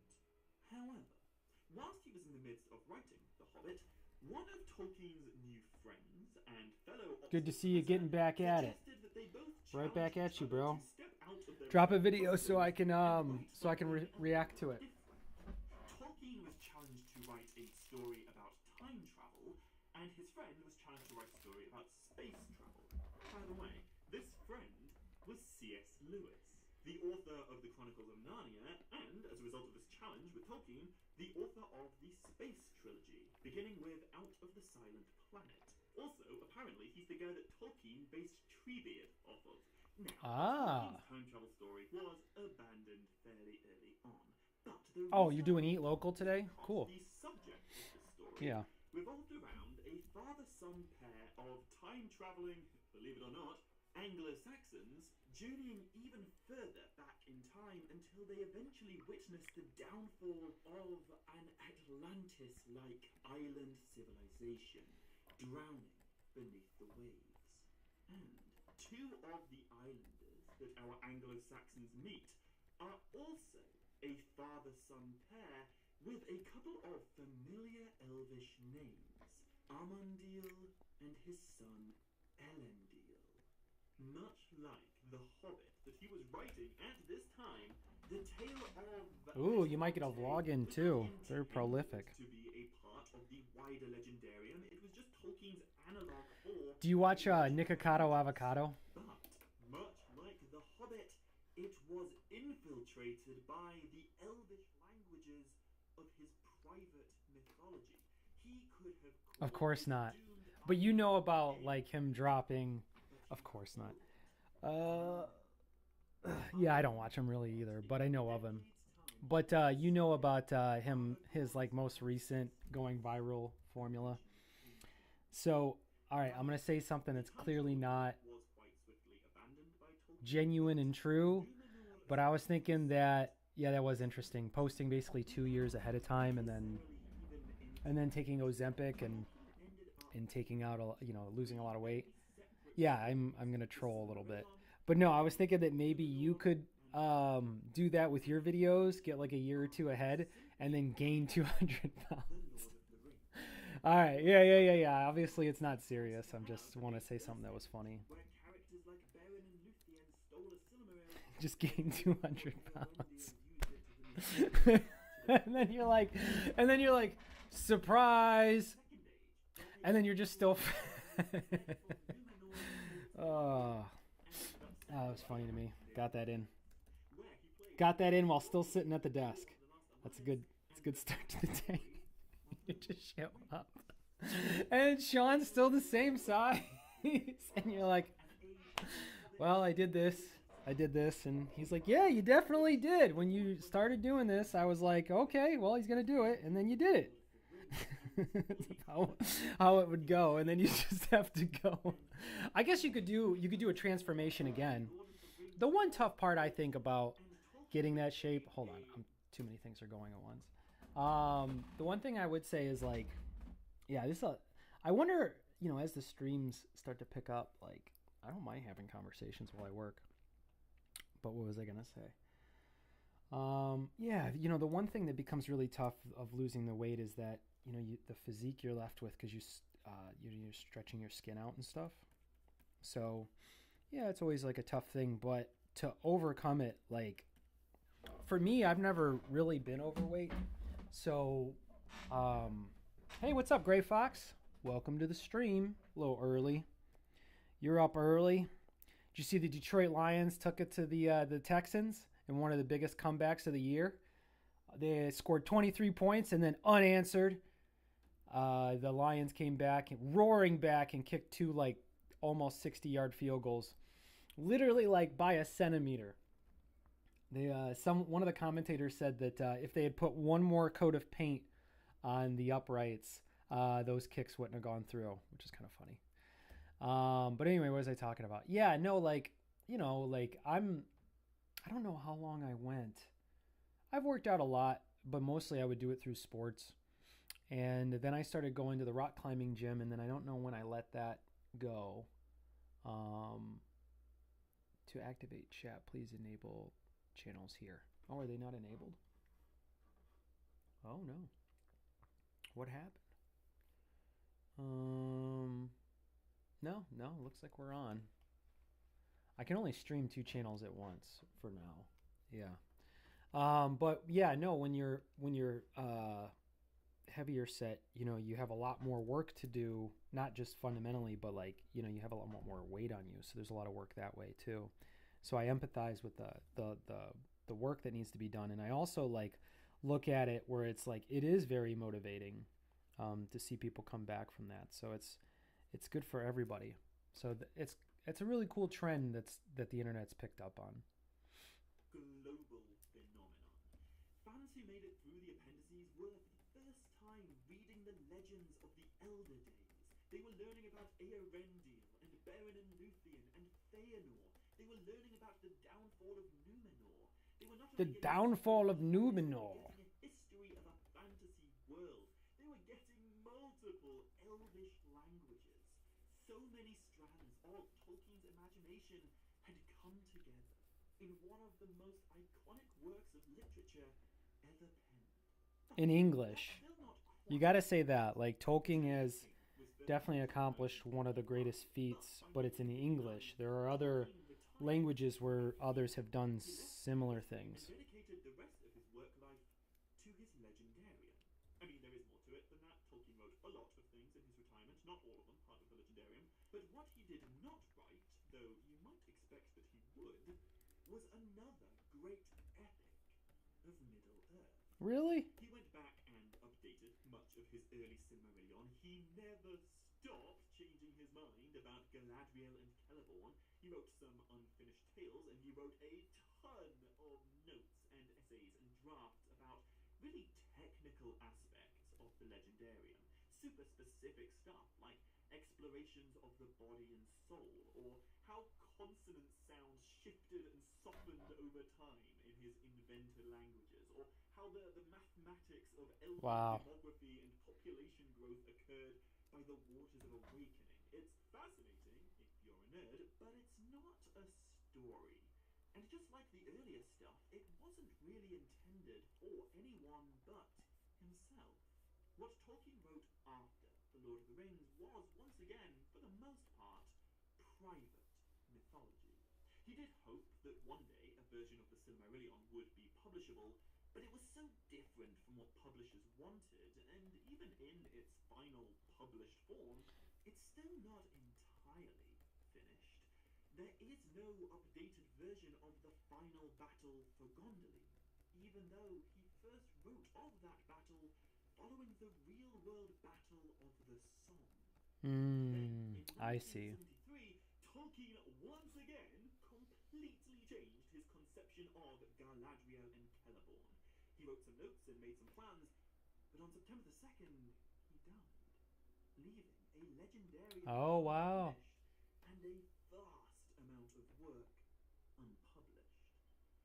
When Tolkien passed, the only parts of the legendarium that existed to Oh, also the Cowboys lost too. I didn't see that. The Adventures of Tom Bombadil and a book of Hobbit songs called The Road Goes Ever On and On.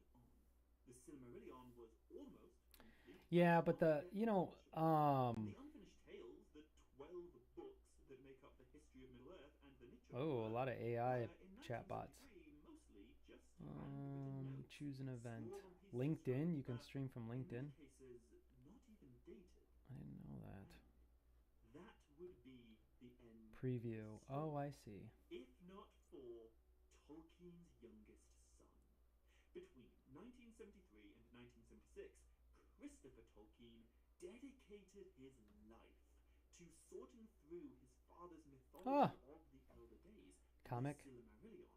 He Nah. collected those many First Age writings, he painstakingly not bad. compiled them, and he turned them into a relatively coherent story. But he didn't do what I imagine a lot of other people in his position might have been tempted to do. He didn't. But how come the chat from YouTube isn't coming up He here? didn't try to establish canon. He didn't try to turn the myriad of unfinished books That's into frustrating. a finished manuscript.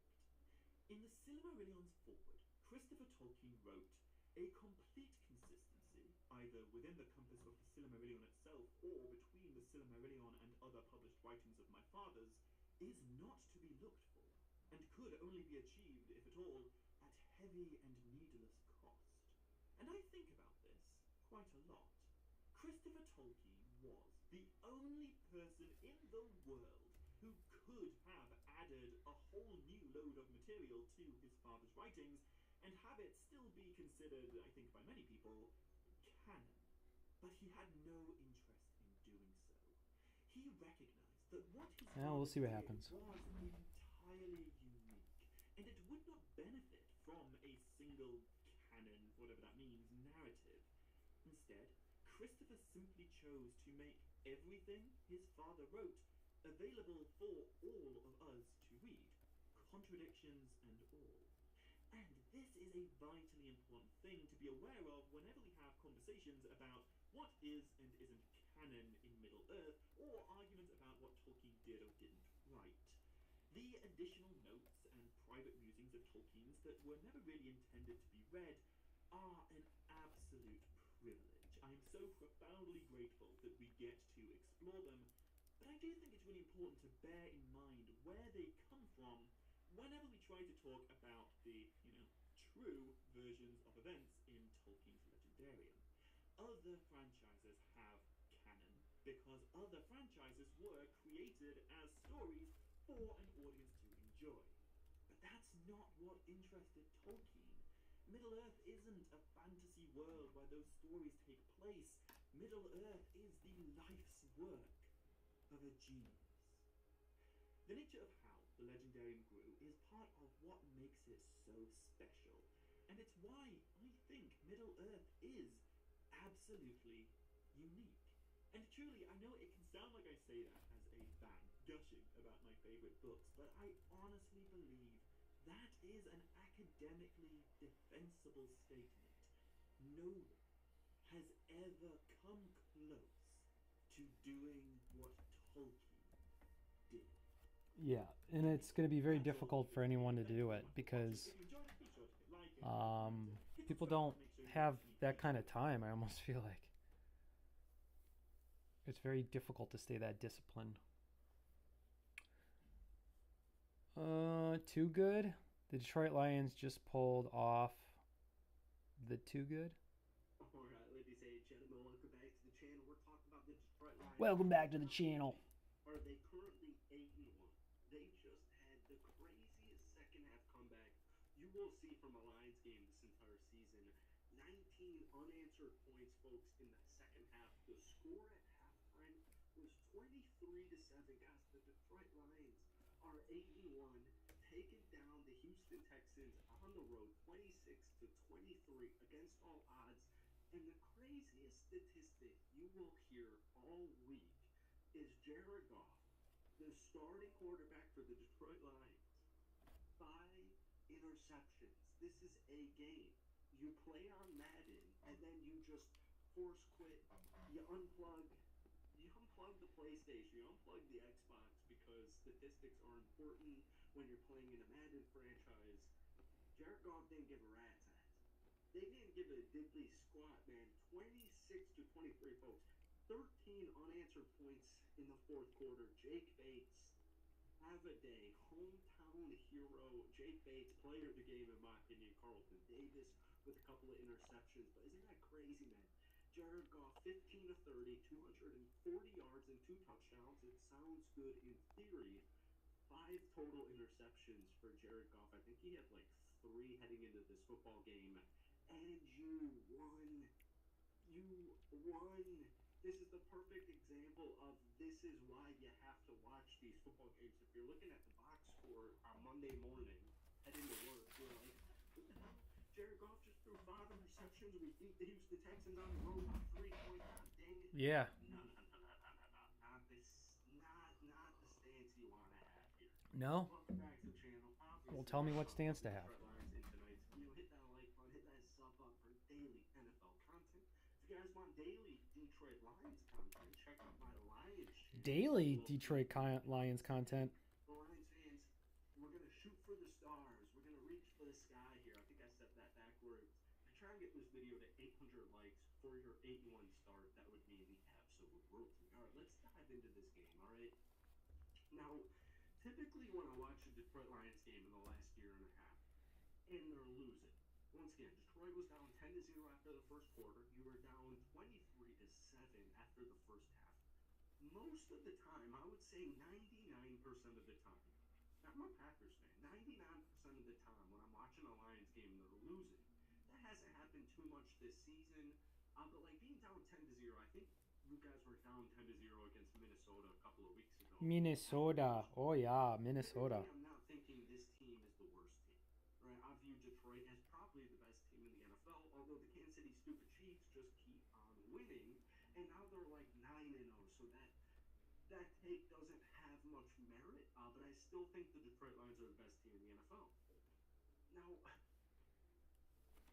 it's just crazy. I like that he went based on merit. Anytime the Detroit Lions are losing a football game, most of the time I'm thinking to myself, there's no shot they lose. They are the better football team. But for some reason at halftime, or maybe the reason was being down 23-7 and Jared Goff already throwing a couple of interceptions, it just didn't feel like the Lions' night. It just didn't feel like it. You're on the road, Sunday night football. You guys are just turning, Jared Goff's just turning the ball over left and right here, whether it was his fault or a receiver's fault or what have you. 5 interceptions. I mean, it's desperate. It's desperately down bad. This was the first time in the last year and a half where I've watched the Detroit Lions game around halftime thinking to myself, you know what, they might actually lose this football game. No, not true. Despite throwing 5 interceptions, Jared Goff did what he had to do when he had to do it. Jahmyr Gibbs, 19 carries, 71 yards. David Montgomery, 12 carries, 32 yards and a touchdown. All in all, keep in mind the Houston Texans do have a very good defensive team, especially up front with Danielle Hunter. But anyways, the Detroit Lions ran the ball 32 times for only 105 yards, averaging 3.3 yards per carry. So just kind of a really good representation of how bad the Detroit Lions actually played offensively in tonight's game, and they still walked away with a victory. Sam Laporta ended up getting banged up, but he had 3 catches for 66 yards and a touchdown. All right, Sam Laporta. 6 catches, 60 yards and a touchdown. Gibbs also had 37 yards receiving. But before we get into this defense, guys, real quick, Jameson Williams made his return from his suspension. 3 catches, 53 yards. Doesn't seem too crazy, but if you watched this game, or you watched the highlights of this game, or you just want to take me with my word for it, Jameson Williams, all 3 of his catches were absolutely freaking huge. All 3 of his catches were insanely impressive. Jameson Williams deserves a lot of credit for tonight's victory. But speaking of credit for the victory, before we get into Mr. Jake Bates, Carlton Davis had 2 interceptions. Now, one of them was really interesting because it was like literally the first play of the second half, and Detroit was down 23-7. And it's crazy because on the first play of the second half, Carlton Davis intercepts C.J. Stroud, and Lions don't score points. You literally get the ball around, at the Houston territory at like the 40-yard line.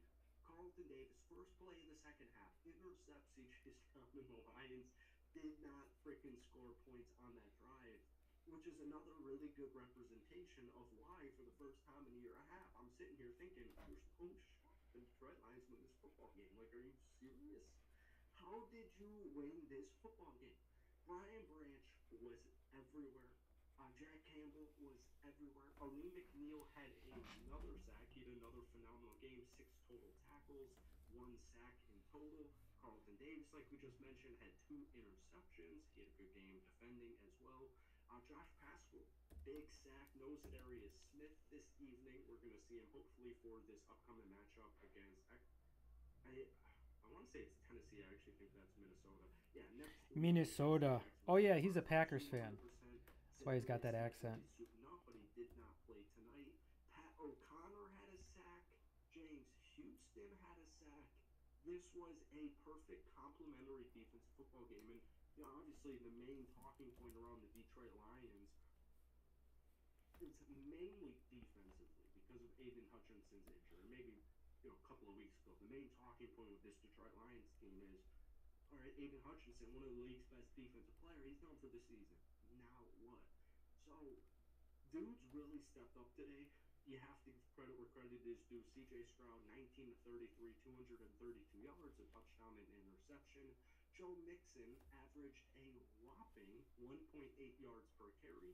I get it. Maybe you're thinking the game script wasn't in his favor. The Houston Texans starting running back, his name is Joe Mixon, ran the ball 25 times for 46 yards. Didn't have a stupid touchdown. Didn't have a stupid touchdown. So defensively, This guy this was didn't have a you stupid can't touchdown. stop this defense, man. The Detroit Lions had no business winning this game. You literally threw 5 freaking interceptions. And that's all we got time for here tonight because it's midnight on the East Coast. Keep it East Coast. But thank you for watching. Hit that like button. Hit that sub button. Give me your player of the game for the Detroit Lions down below. And we will see you in a day or two. In a day or two. Well, thank you for that commentary. I appreciate it. Okay. They say not to listen to music when you work, but so you work. Well, if I start meowing, Kiki's gonna come in here. Stay out there, Kiki. This is no place for a Kik.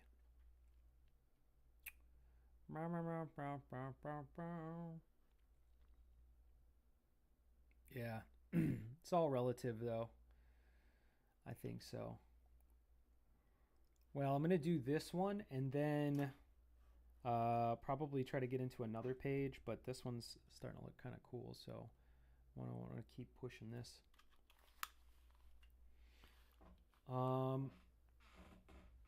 Yeah, nice to see you too. Hello. People are starting to wake up, huh? Okay. Let's see, where do we go with this? It's kind of interesting to look at on the stream. It's kind of interesting to look at on the stream. Good morning. Good morning, sleepyheads. How are we?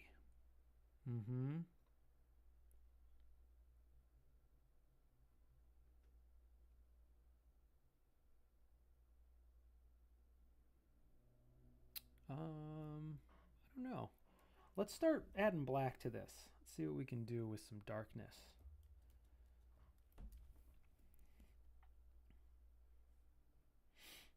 I'm starting to think that this is the image right here.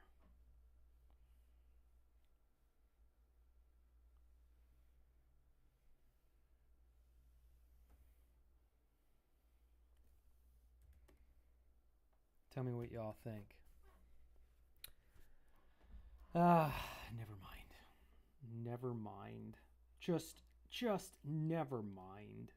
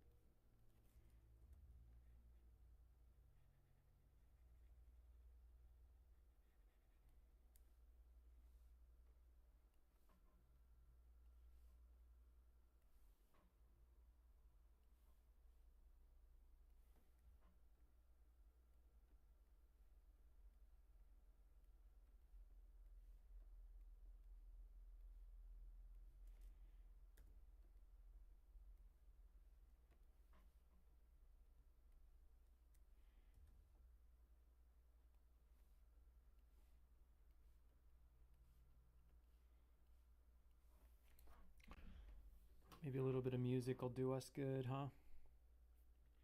Good morning to you. Yes, thanks for stopping by.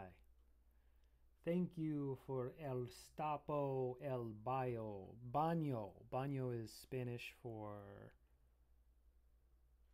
restroom. See, I'm really picking up the old Spanish. Pokey and chill?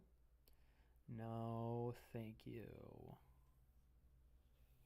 Sorry I'm late. The Hammer Company. All right, I'm going to put a little bit of ham check on in the background. Nah, I don't know what the hell you're talking about. Who's running this shit? Josh Gross? Yeah, you got his number? Yeah. Put him on the phone, please. I'm Johnny Hamcheck. I got the 6.5-inch cables that you guys need to finish this fucking job. Nobody ever knows what the fuck's going on in this business, you know? Yeah. Hey Siri, call Josh Gross. Hey Siri, call Josh Gross, Siri.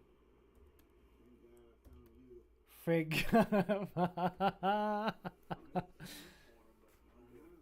God I found you. I know what you do. I've been watching you for 2 weeks. Hey Josh, you got what is it? Ham check. Ham check here with some 6-inch cables or something. 6.5. You know what we're talking about? You talking to me? Yeah. A guy named Ham. A guy named Josh. It's Johnny. Yeah. It's Johnny Hamcheck. What are you up to? Nothing. Hey, he's about Did he call him while he was sleeping? Yeah. He goes Balboni. Steve Wilker. Yeah, well, he's the one that sent me over here, and I got a backpack full of fucking cables, and I need to give him the, what's your name again? Kurt. I'm going to give him the Kurt. I just need you to put it down that I dropped him off. And tell Balboni, just tell Balboni that I'm done working with him, all right? Alright. Do you know who this guy is, Josh? I do not. What are you doing, sleeping over there? It's me, Johnny, project manager. I don't know who it is. Alright, let me find out. He might be in the wrong place. Alright. Later, man. You sure it's for Corna? Corna? Yeah. No, I'm looking for Tough Knuckles. Tommy Tough Knuckles in New York City. Oh my God. No, we're with Corna Dakota. The guy I'm looking for looks exactly like you, Kurt. Yeah. 4'1". He's got the same wiry shit, the same wiry shit you do up top. Yeah. No, same canines too. Same canines. What company you looking for? The Hammer Company. No, this ain't it. This is Corna Dakota. Oh, okay. Oh yeah. I know. I don't know who the Hammer Company is. No, that's what we do though. Oh. But I got the cables for you. I thought it was for you guys. 6.5-inch cables. Balboni. Yeah, Hamcheck used to sell cars. He had a social media page dedicated to selling cars and like keeping people motivated to sell cars. And then out of nowhere, he just started walking around trolling people. And it has been pretty entertaining for your boy. Let's see. I don't want to put any music up that... No. But if you have an idea or like a video you want me to react to, I will. I mean, as long as it's within good taste.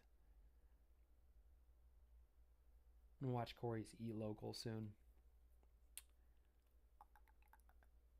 I'm still here. You know, people were saying that the new Joker movie isn't very good. Apparently it's a musical. And let's see what the reviews are.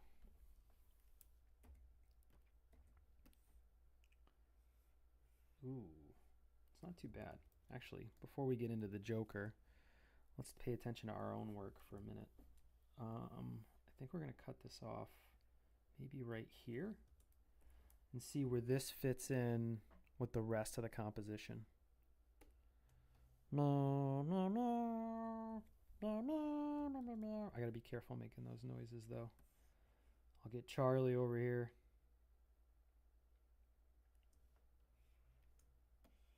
Nah, I don't like squishing it. keep it where it's at.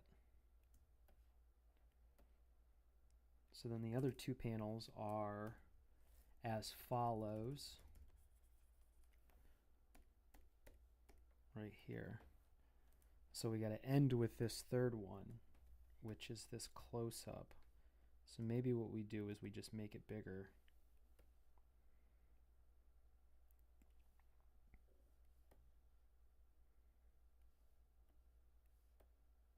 Those other ones I have to get smaller, because this drawing's not too bad, so it should take up some space.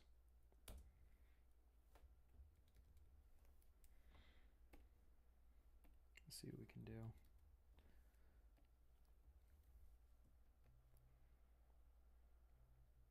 Maybe something like that. Let me bring this guy in.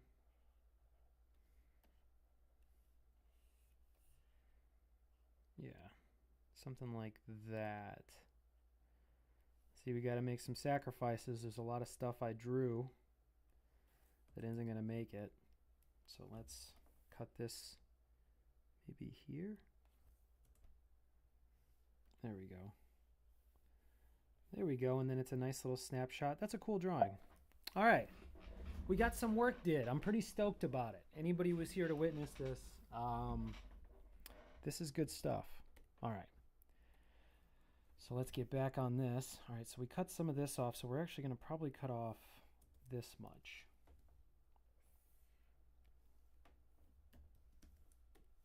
We're going to cut a lot of the work that's been done. It's a bummer. It's not ideal, but it's what happens sometimes. So I think that if we make this the largest one on the page, we can go in with some better detail. So we're at 2.5 hours.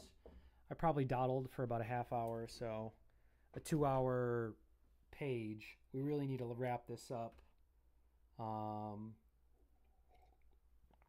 I'd say in the next half hour, get that page done. Actually, if you're here, you guys want to see the entire book series in one page? This could be cool. Check this out. This is everything. I mean, it's missing maybe like 6 or 7 pages because of just not being organized. But this is the entire beginning of the series all the way. This is about 300 pages. All the way to the end. All the pink X's that you see on there, those are pages that still need to be rendered out. Some of them might be cut if I don't make it in time. We'll just have to go with what we have, and, you know, people will get confused, yada, yada. It's okay. So, yeah, this is the beginning book, so anybody who's read the first book knows. And so there's going to be a few changes to the lore of the story. This is actually the real Conformity Farm drop, I would say, that's coming out in the next few weeks. So we're running out of time. We have to make commitments to things with what we have. But it's an epic. It's quite an epic story. I added a lot of characters.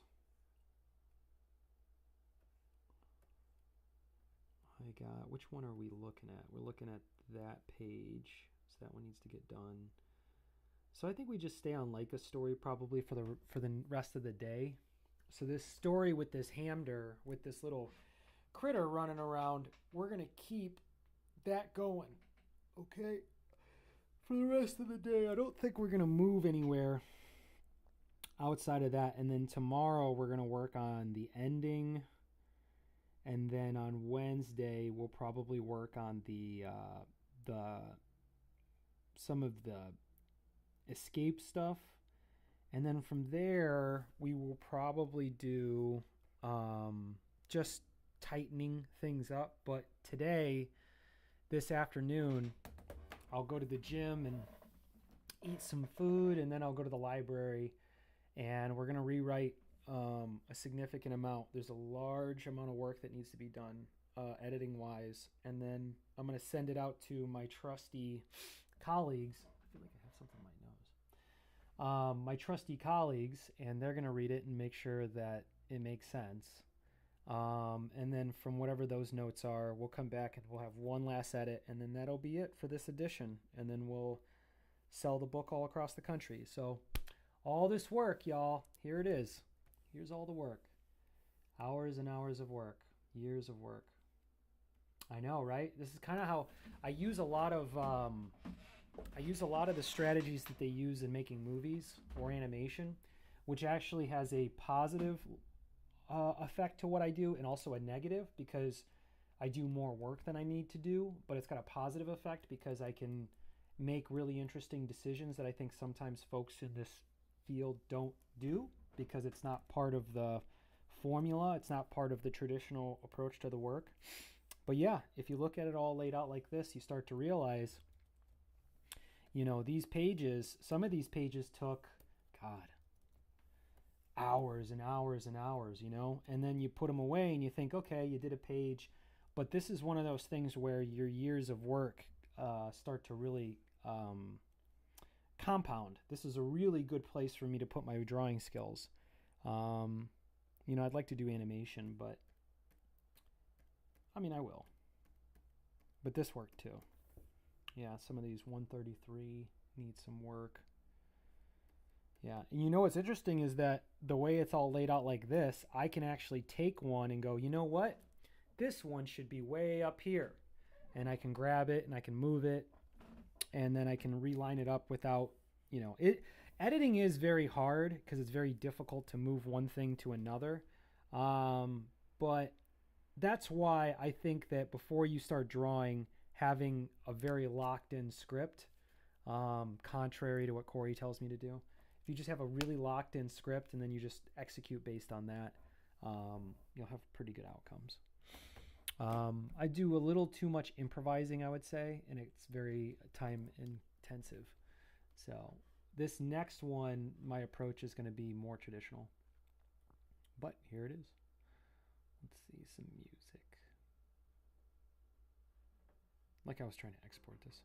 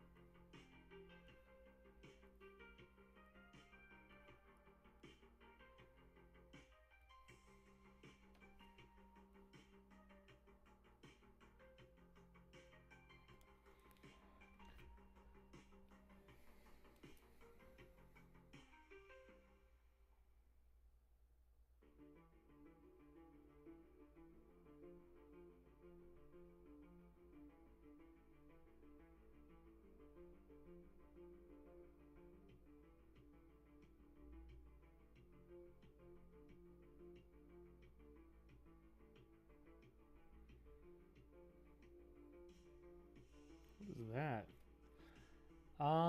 No, I don't think that that's necessary.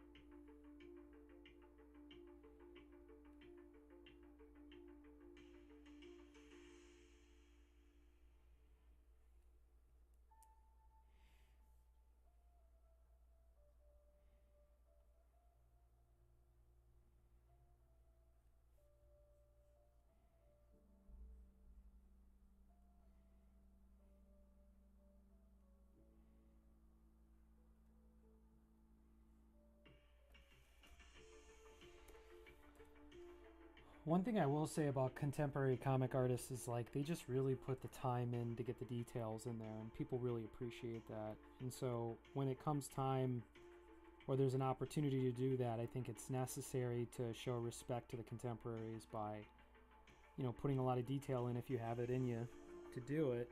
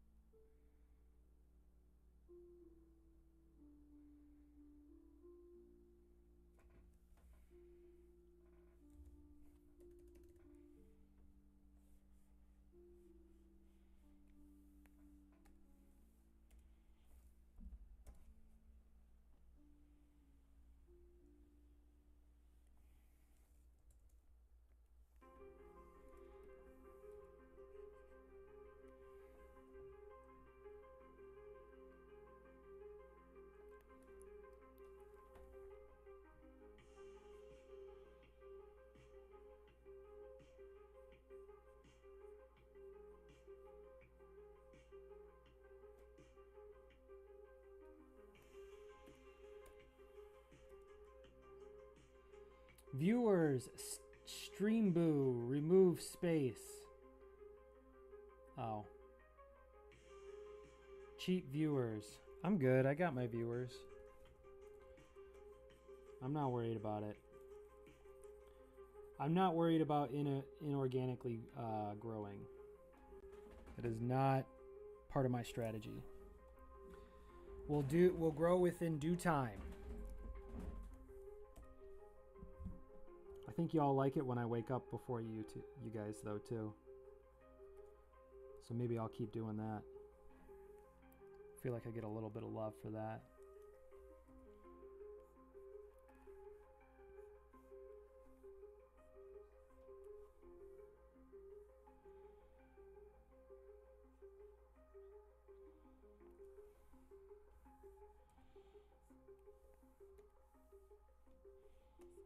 Man, you guys probably can't see what I'm doing. I'm gonna have to zoom in more. Sorry about that. I think it's probably hard to watch, huh?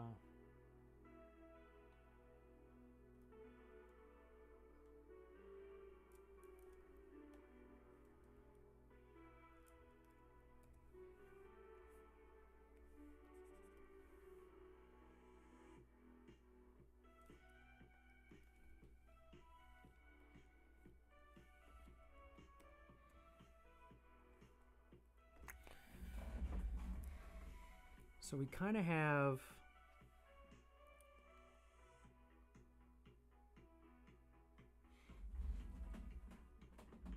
maybe we can do one more flying right at you.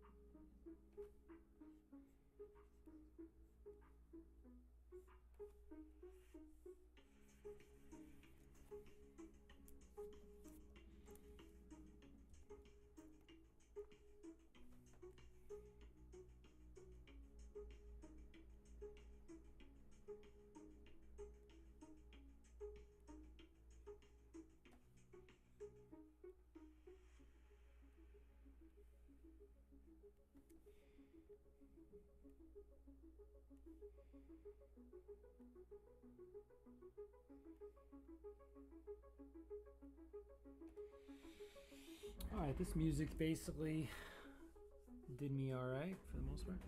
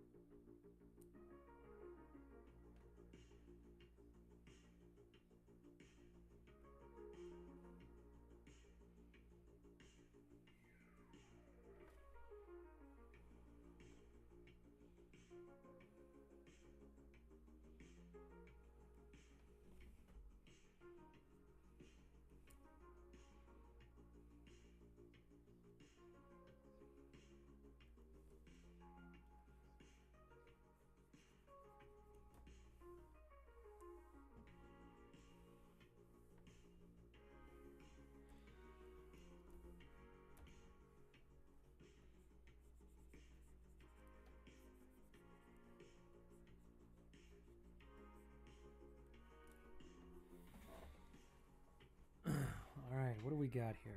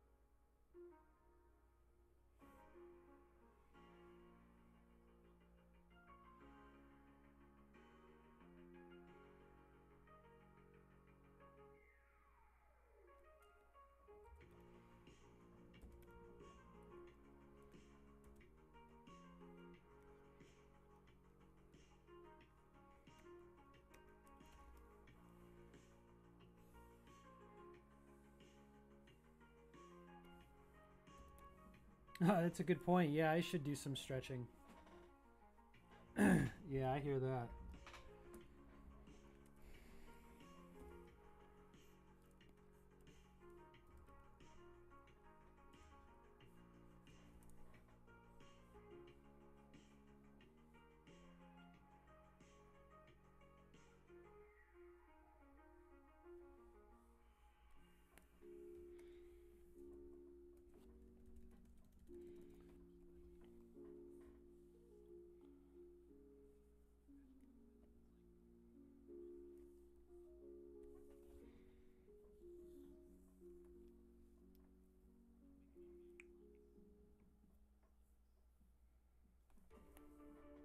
Let's see what we got.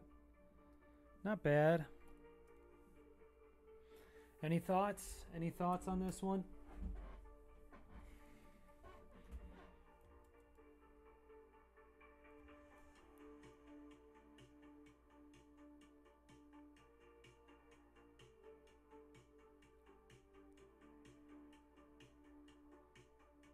I guess I could black everything else out for the most part if I'm not gonna put detail on it. Well, all right, let's see how the new Photoshop works. I think theoretically this should be able to work. Nope, didn't work.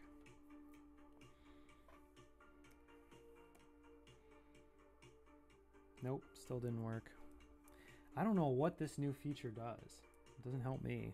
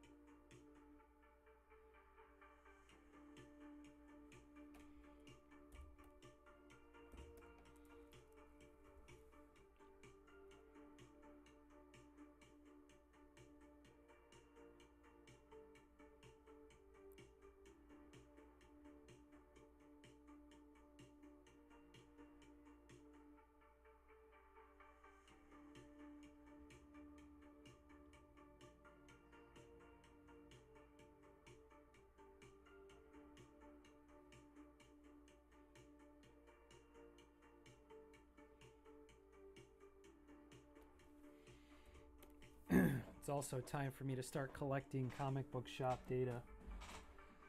Start putting in an Excel sheet. Time is meow.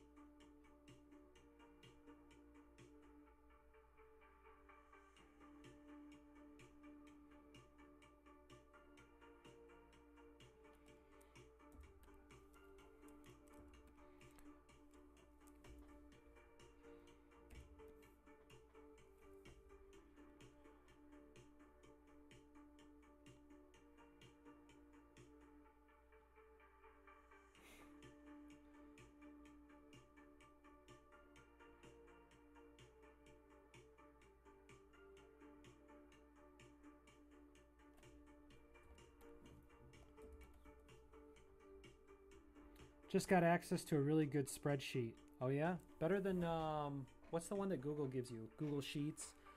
And then obviously Excel is the gold standard.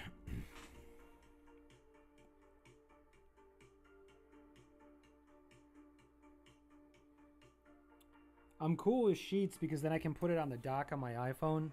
So then I can go, because the big one is I can say, oh, hey, here's a comic book shop that I just went, because this happens a lot. Like I'll do my research in the greater Chicago area, and then I'll take a train somewhere, and then we'll stop in a town, and literally from the train I can see a comic book shop, and I'll be like, I didn't know that that place was there. And I think the difference is now it's my responsibility to know the entire territory of, you know, certain regions as we expand, but obviously starting somewhere, kind of like trench warfare. Do you guys remember me talking about trench warfare? It's the same thing, just little by little. Someone invited me to influencer event, accidentally attached their spreadsheet with 100 of influencers' names and emails. So I have a bunch of Chicago influencers. That's dope. You know what's interesting is at my last job, we hired a PR firm, which should have been a sign that I was on my way out. But they attached us onto an Excel sheet that we had to sign off on in many ways. We had to sign different things, like obviously an NDA, but different stuff that I wasn't even paying attention to really because I was just so in the weeds working there. And yeah, they have very, very sensitive information attached to it. I just wasn't important to me, so I didn't really engage it. But yeah, I mean, trust me, I don't think there's a single billionaire that isn't using Excel sheets on a regular basis. And I think everyone, it just is what it is. It's just tables. And once you start learning how to use it, I mean, your wife would know more than anyone, I bet. She's probably able to move around Excel pretty well.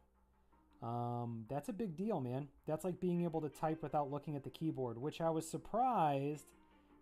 One of my friends, close friends and colleagues who will remain unnamed, I was very surprised to find out that he can't type without looking at the keyboard, but that's okay. It doesn't make him a bad person. It does a little bit. It makes him a little bit of a bad person. It makes him kind of a bad person. But not the kind of bad, it's like kind of in the peripheral where you can barely see him, the badness of it. Because you really should stop acting like, yeah, I don't know. I'm just talking shit now. You know who you are. You know who you are. How do we... let's move this mic around. Yeah, I've been thinking about influencers, Ashley, because there are some influencers who are really good, or, you know, personalities, even in the state of Illinois, who are really, really talented. I like what they're doing. And I think they would be good to cast in movies.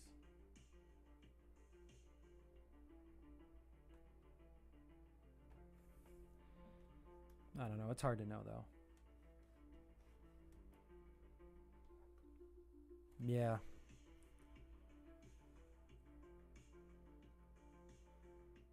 Mm-hmm.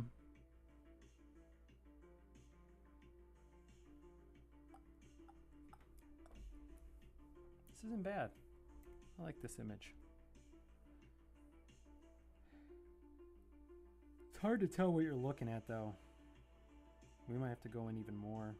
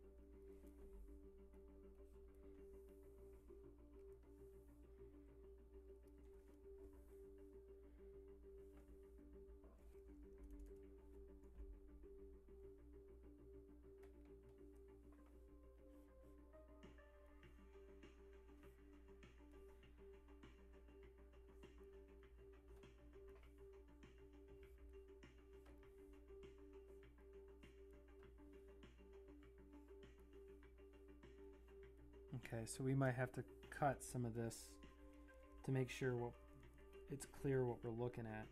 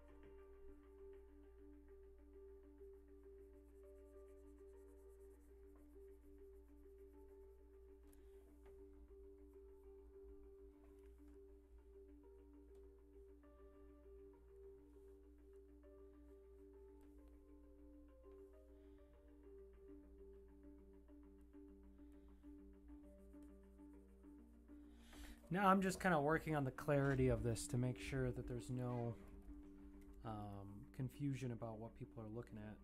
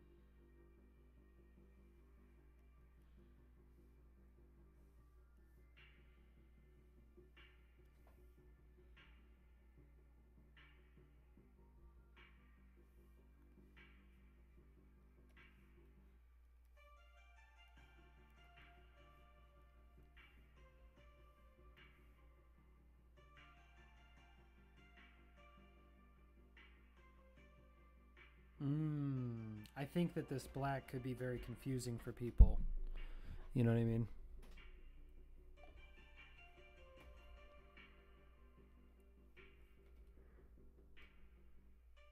Ugh. Like, what do we do here? I might have to take this black back.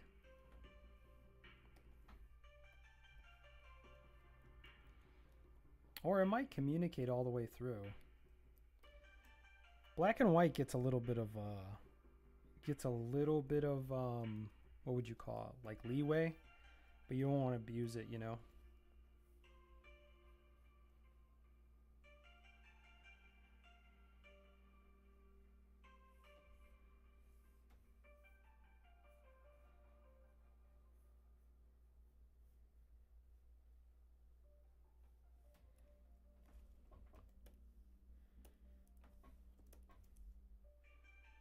What the hell? No. I don't think so.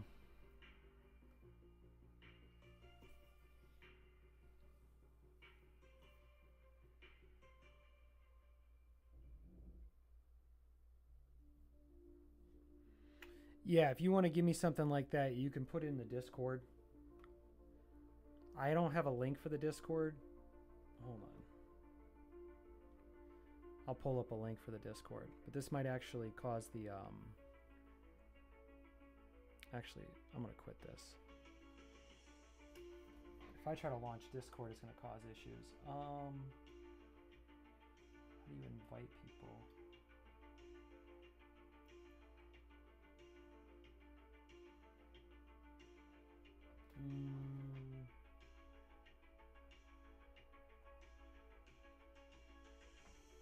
I don't know.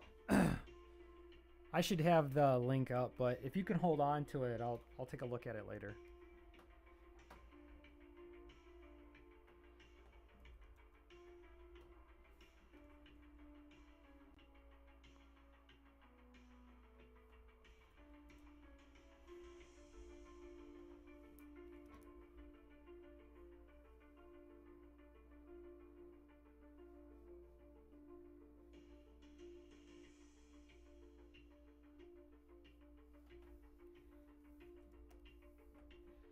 Okay, so do we know what we're looking at right now? I'm a little worried about ending this because I think it... Let's put it next to the images that it's going to go against. So this is going to take a lot of the page up. And then we're going to come in with these two. But these are going to be skinnier pages, like this. And then we're gonna do this one. We're going to do 3 panels. And it's a pretty non-traditional way to do it, but I want to do it this way, so maybe we'll clean this up a little bit. Maybe we'll clean up the other two too, huh? We'll clean the other two too.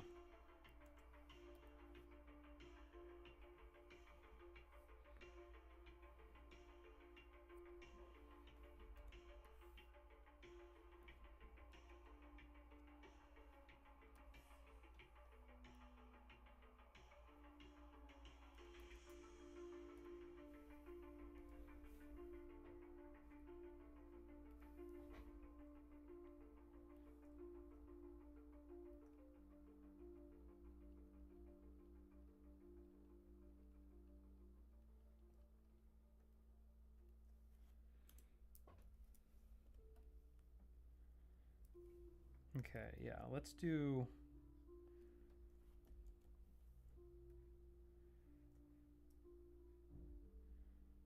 something like this.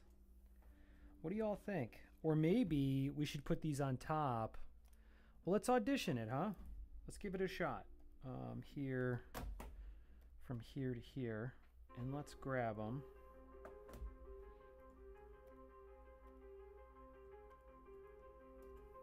So this is actually what the page is going to look like. No, Kitty, I don't have time for you. No, Key. So now we're really, look at how much smaller this is than the actual image that we're making. So that's kind of the trick of the trade. You draw really, really big and then you shrink it and it looks like... No, Kitty. Nope. Nope, I don't have time. Stop it.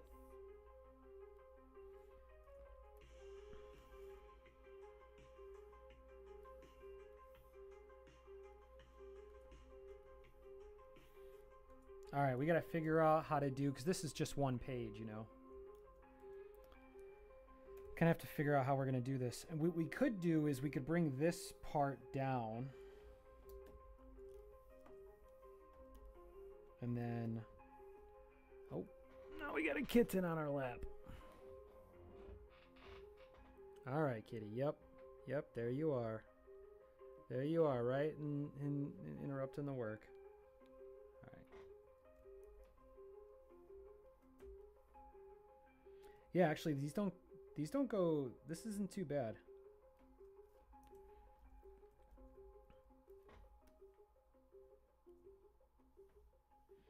I actually feel like this will probably be the way we'll have to lay it out. Yep. Look at that. So obvious.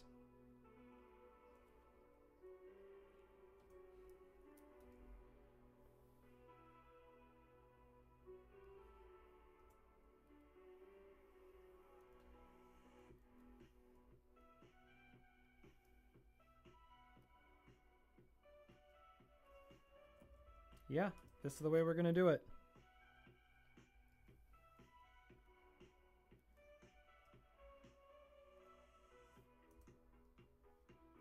Lost a lot of detail on this, though. I don't like that. Don't know why we did that. But I think that's the route to go. That's the way we're going to do this page. All right, cool. What do you think, Kitty? What do you think of this page, huh? What do you think? Hmm? Huh?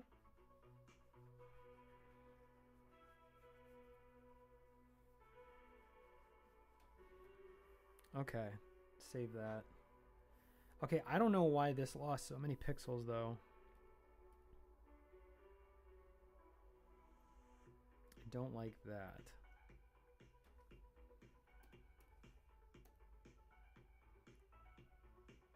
Yeah, so we might have to come back in here with it.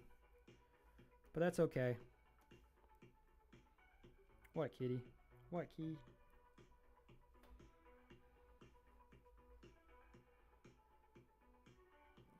This just looks like I'm losing a lot of information on this by the time it gets down here. I don't like that.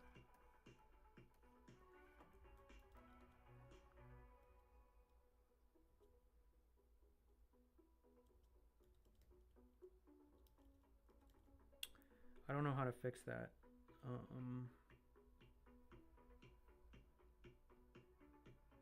You know what it might have been? It might have gotten too small.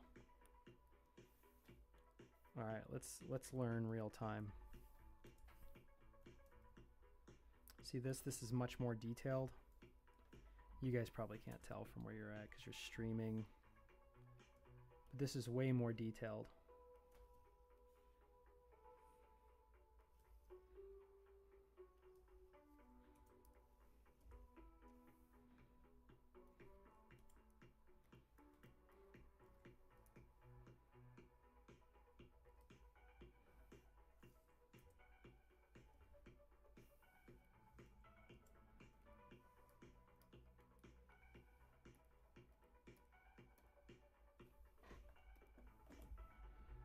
So let's grab this one.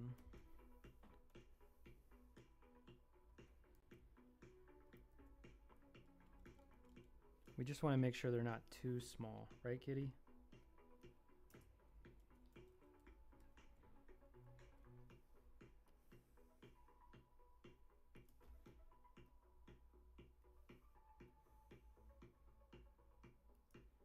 Cool. All right. That's the feeling and emotion I was going for. And we got it, huh? Took a little bit of time. I think I was starting to get kind of restless about working on putting so much work into a side character's quest or a path, rather, whatever you want to call it. But it needed to be done, and it really adds depth to the story, so.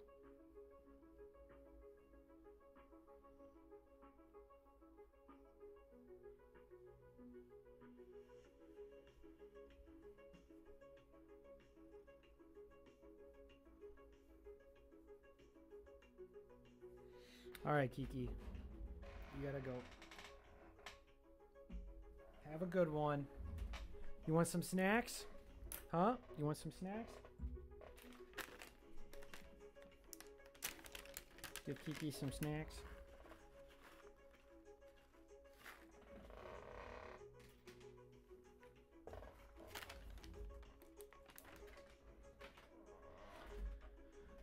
Oh. Yeah, I'm wearing shorts. Good observation. Okay. So then we have this one. Let's go back to our real wide sheet. So I'm actually going to put a green check mark where we had a pink check mark, which would actually be down here.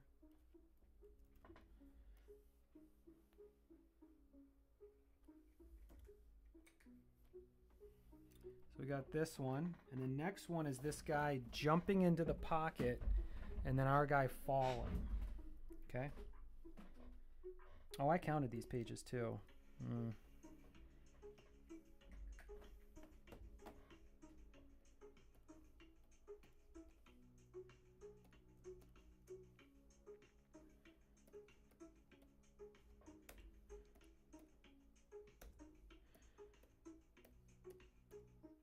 Here it is. So this page is next.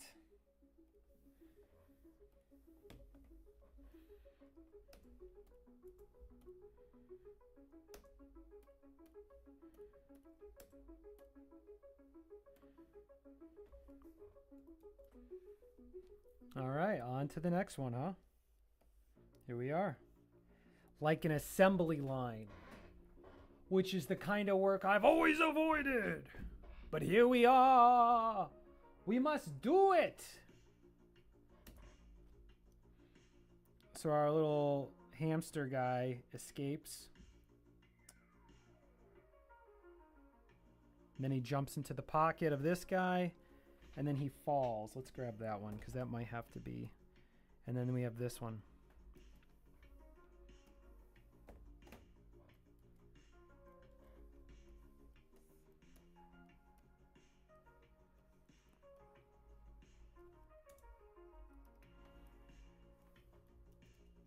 This one's a fun one. I'll do this one in front of you guys.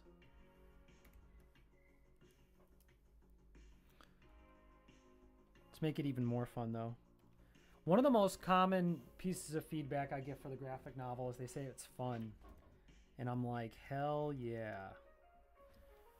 Corey, if you're listening, let me know when you drop your video. I'd love to take a break to react to your video.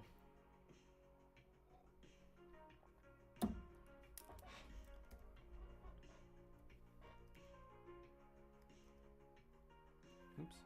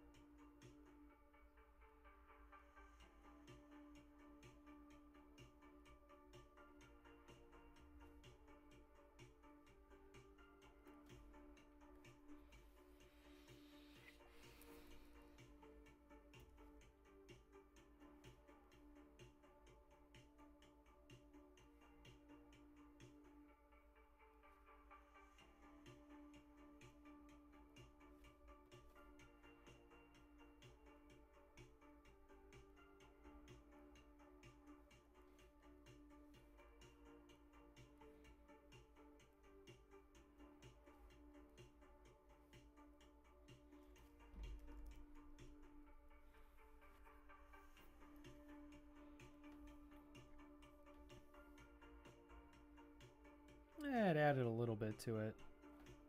Barely noticeable, really. Barely discernible.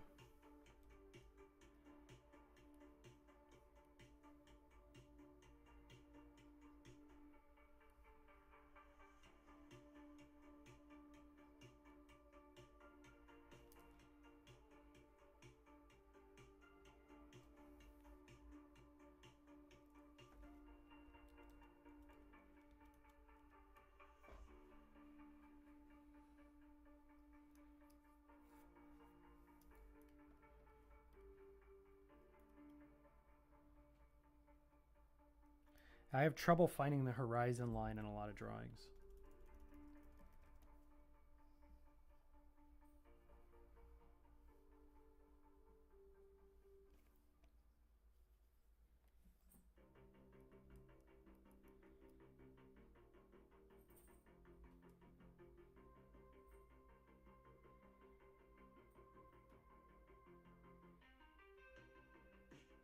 Maybe we add another panel of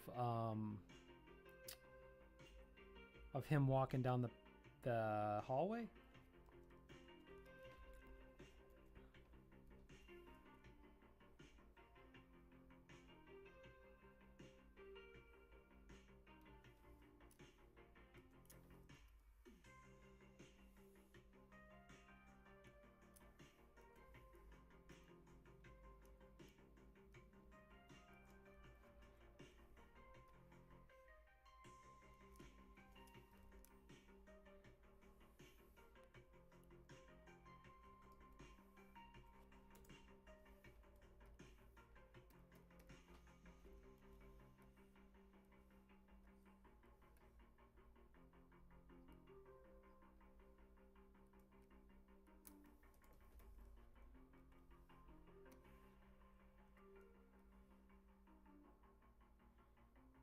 Yeah, so I think we'll do something like this, and then we need to add another panel.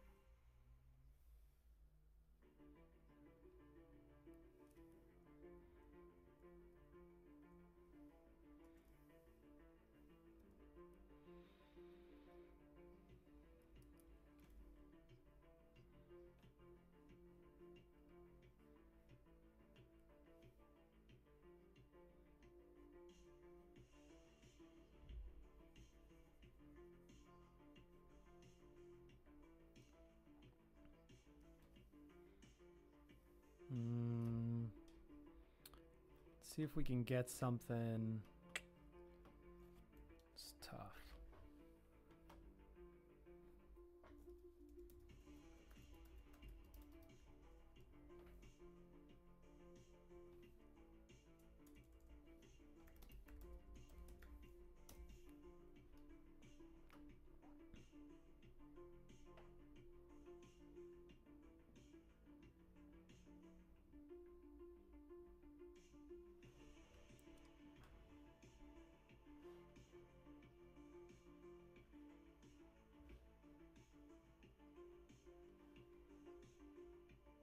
Still won't work, huh?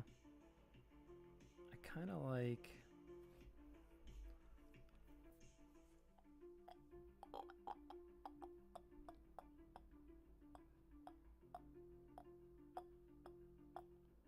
Can we get a hallway shot from a low angle? How does that...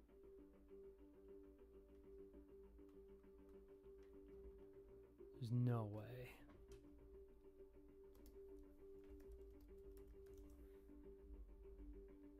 Oh, this is the closest one. Okay, cool.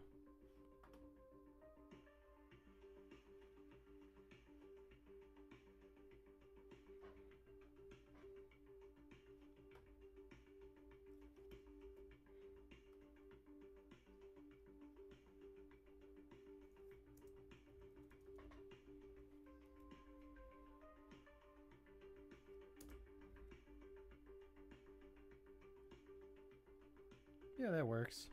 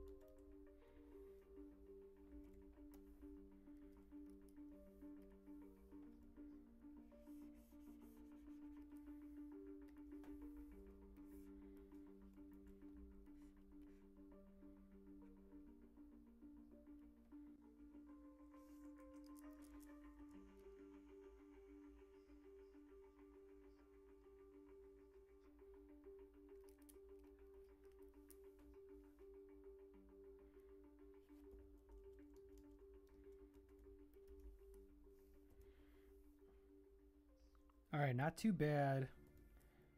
Why don't we snag this? Actually, let's merge these two.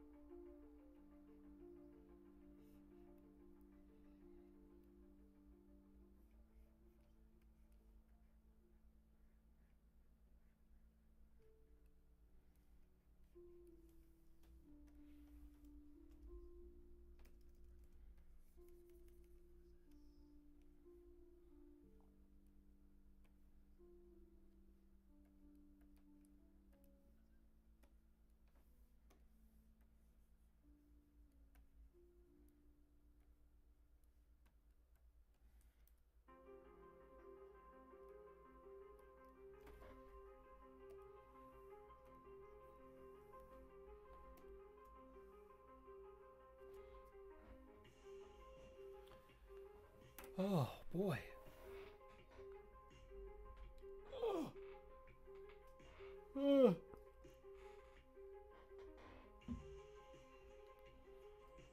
Oh.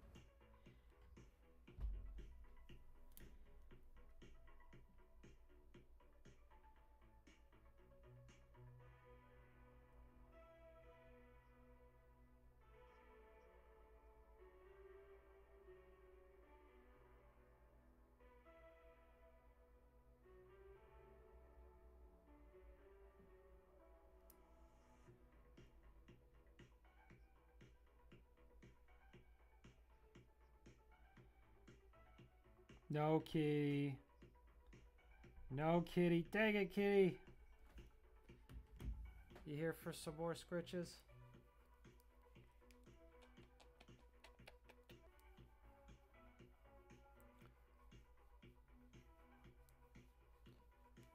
Where are we at? What are you doing?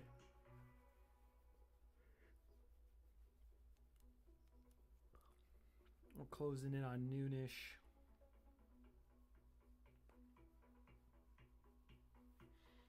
Scritches for the Kiki. All right, I'm starting to hit a lull. Why don't we see if there's anything to watch?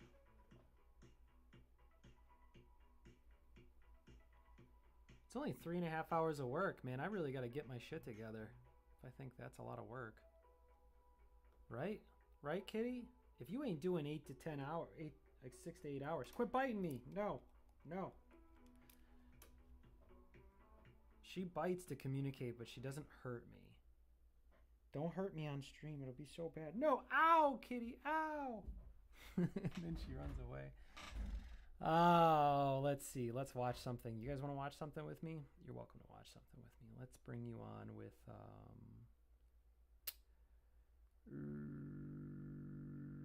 no, YouTube.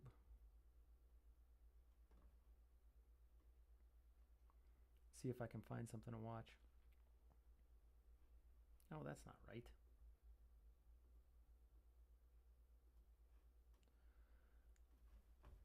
Any idea something to watch? You guys seen anything cool lately?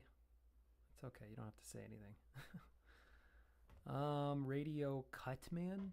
Why does that keep getting recommended to me? Oh my goodness. I don't want to see anything about the election, but I get it. People want to know what's going on. Actually, what's going on with the congressional races? Election results. House of Representatives. Wow, the GOP has 214. They just need 2 more seats. No, they need 4 more seats.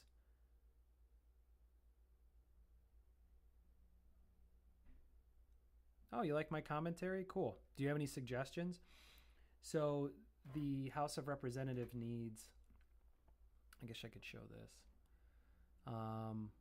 The House of Representatives needs, the Republicans need 4 more seats, and I don't know how many more seats are outstanding, to get essentially a mandate. And I haven't lived through a mandate since 2008. So it's been a long time since our government's had a mandate. So we'll see what happens. Sports. This is a art channel, but I do love me some sports. When Corey finishes his video, we'll put something up. Let's see. Eat Local from 6 months ago. Did I ever watch this? Let's look at, I'll prime you guys for Eat Local. Corey's going to drop a video today and I'll respond to it. But let's go to the Eat Local page and then go to his videos and see what's the most popular video if I've watched it. And I've not watched it. All right, well, there you go. You guys, welcome back to Eat Local. Very excited you're here in Chicago, Illinois. That's Corey. I'm Sean. Today, Barangaroo's Aussie Pies. Tongue twister. It's crazy here on the north side of Chicago. And this one made possible by Mike Barans, who donated $50 on our PayPal to pay for the meal and to see if this is any good. Make your trip to Chicago. He wants to know if this is good. I love that. He said, hey, do you mind if I throw you a couple bucks? You guys go try it? Do you guys mind if I throw you a couple bucks? Yeah, As go they say. recon work. So yeah, Barangaroo's, very pumped. We're getting 2 different pies. Just what we're walking in. We've been going by this place forever. Yeah, oh yeah. So I'm pumped we're finally doing it. Wait, this is in Lakeview too, I believe. Oh, sorry, Kiki. Sorry. I think I got a shepherd's pie. Sorry, Kiki. Come here, Kiki. Come here, little girl. Come here. She's so sensitive.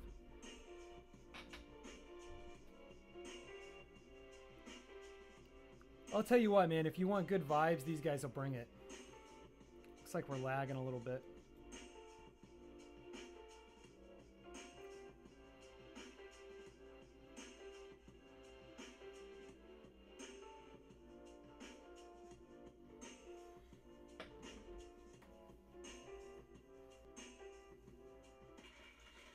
It just cuts off.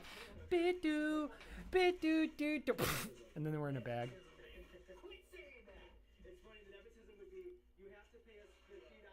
I'm such a great nepotonic cousin. What's the word? I don't know. I'm so good with Nepotistic? Wait, I missed that. They started talking about nepotism. I like that word.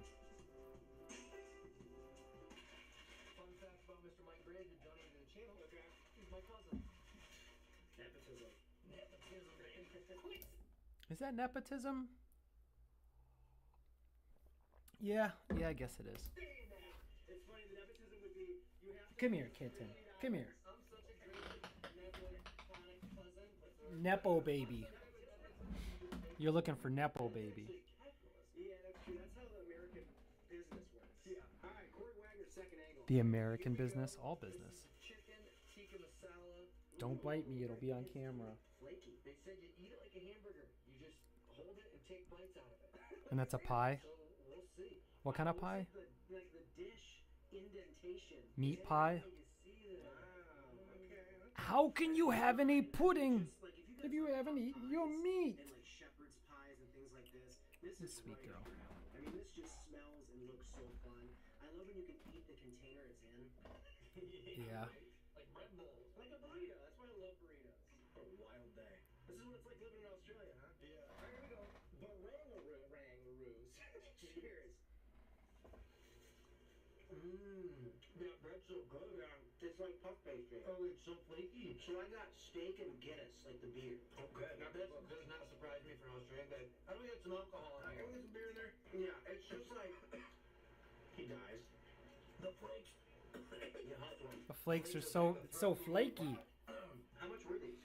Like $8? $8.95. I want to say. Let me Okay, it's not too bad. If it's hearty enough, that'd be great.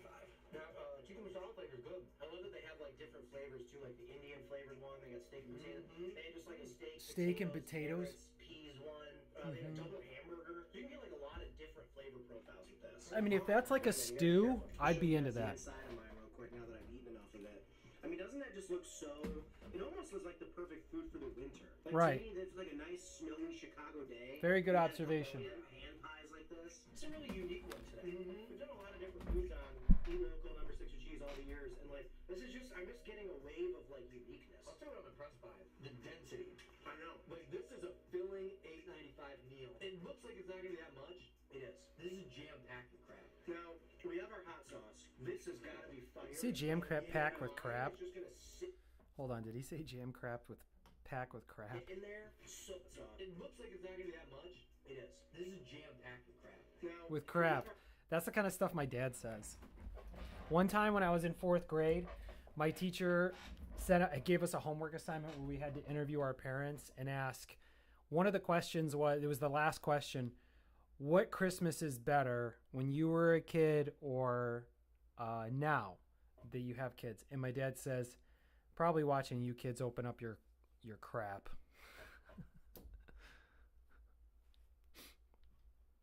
So I think my dad's never met Corey, but I think this he'd like him. has gotta be fire.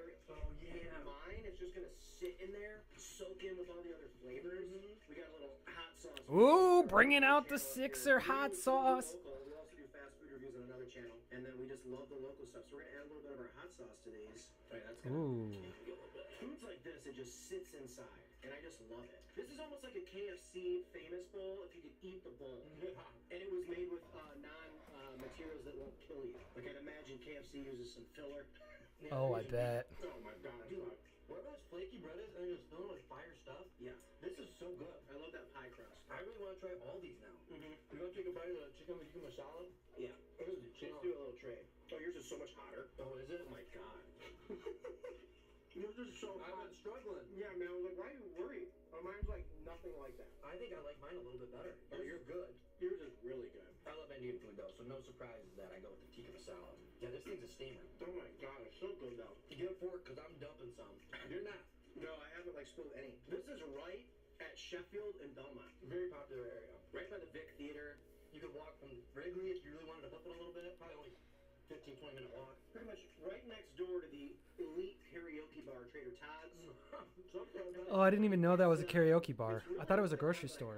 Location. No, I guess I did know Trader Todd's is a bar. It's a really good name for a bar. I'd go past it and never went in. Glove compartment? If not, we got a knife up. I got this knife out for cutting. I'm just gonna knife some of this chicken. He brought his own knife. Got this knife out for cutting. Dude, this is just damn good. Like, just regular tikka masala. This is fantastic. Yeah, Corey uses his other hand to get the food on the utensil. I thought I only saw my brother do that. You couldn't even leave your apartment. There was so much snow. If I could I'll generally use the other utensil to do that, but I like to after I could have. Yeah, that's a great kind of load it up like it's on a shovel. Yeah, it does. Oh my god. It's so good. This is made for royal blood. Decimated that man 10 times. Did he say royal blood? Announce it. I got my nucleus bite, as I like to say. The exact center. The exact center of any sandwich is the nucleus bite. Some nacho platters also have it. Yep. Let's get after it. Yeah, nachos got the big chip. His boner grew 3 inches that day. I went to Australia when I was like 18, and I was in Melbourne. I don't remember eating any hand pies. I messed up. This is my first hearing about these. Yeah, I'm not really This place, I mean, we heard about it before. It's been suggested, but right, but I've never really heard anybody talk about like Australian food. we do have some Australian fans. Oh yeah, absolutely. I hope they carried over the channel. I'm assuming Luke Story's over here. Oh yeah, they're the real ones, dude. Let's They're go, here. Luke. I just like you forget. That is how great cool. of pastry and like pie crust is. Oh my god. Australians are brothers down under. Pie's fire. Also, I love sweet pie. I'm pretty sure I like salty pie more. Yeah, we're both a bunch of pigs. Yeah. Yeah. People that eat If I was gonna have a salty, I like salty pie, but obviously I like sweet pie. Who doesn't? dead skin. Yeah, it's beautiful. It's like flaking off. We used to have pot pies when I was a kid. Banquet pot pies my mom would make. Don't mean to compare it to dead skin. Barangaroo. Yeah. Also, I bet a lot of like that hook. What's that from the movie Hook with Peter Pan? Yeah. Do you know what I'm talking about? Don't they got a chant? Yeah. What do they say? Kangaroo. Something like that? God, yeah. Wow. I haven't seen that movie in 25 years. Bangarang. Close. Alright guys, this is a part of the show. Great We're call gonna out. tell you whether or not it's worth it. It's $8.95 per pie. Pretty sizable. Delicious innards. Let's figure it out. Yes or no? Drum solo, please. They're gonna go yeah, double yes. Ah!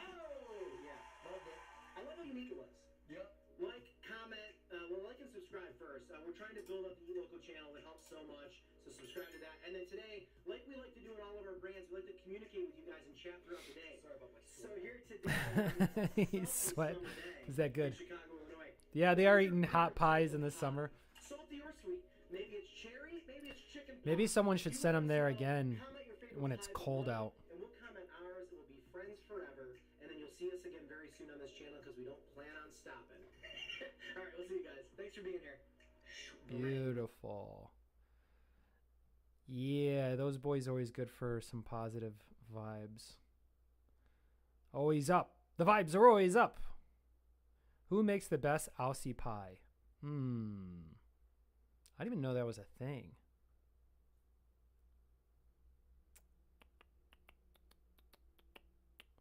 I guess we could look at sports. Let's see. NFL highlights. Who played who? So we got, obviously, we watched the Lions beat the Texans. I watched that first thing in the morning.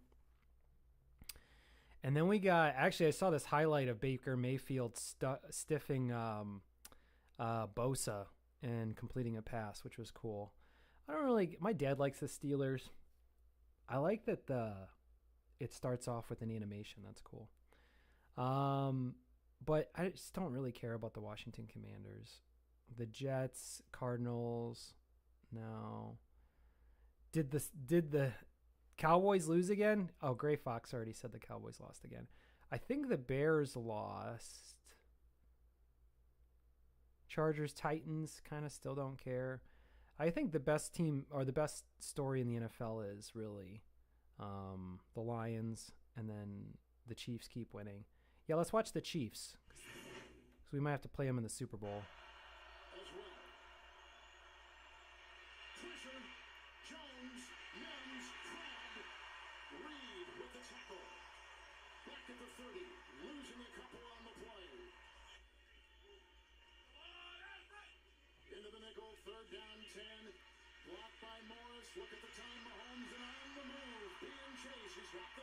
Man, he runs right upright, too. Well, I guess all quarterbacks do.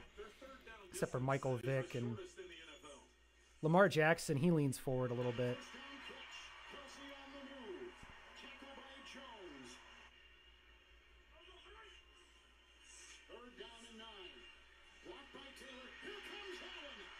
And he didn't try to force it. He gets a lot of time to throw. I will have to say, Kansas City as a franchise generally has a very, very good line. I feel like that's what they take care of first in the front office. They make sure they have a really good line.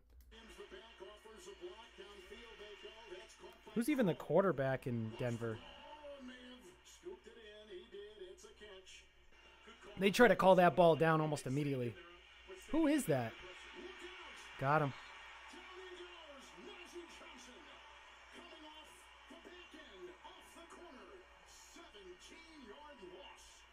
Jeez. What is this, NFL Blitz?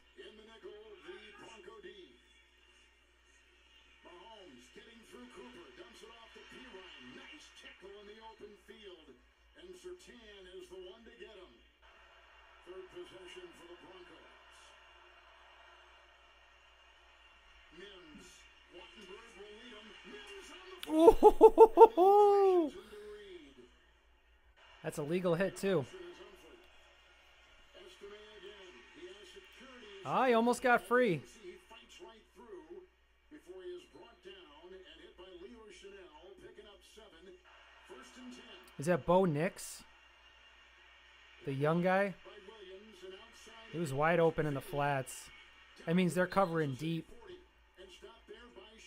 They just don't want to let him throw the ball deep. It looks like, well, they're rushing 4. Got it, rid of it just in time. Nice. Yeah, Denver's no joke, though. 5-4. I mean, above 500 in the NFL is no joke.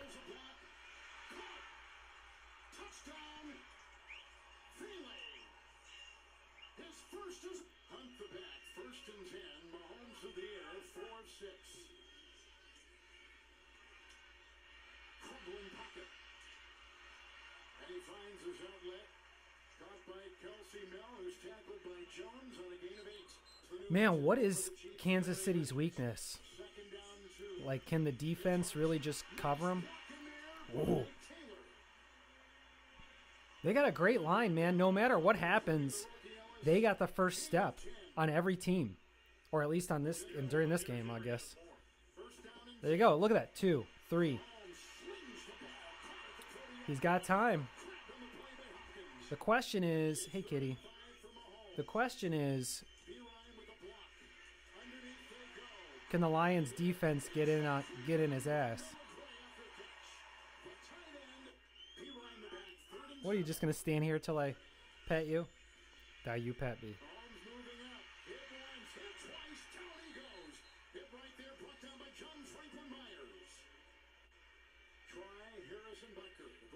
Oh yeah, they got this.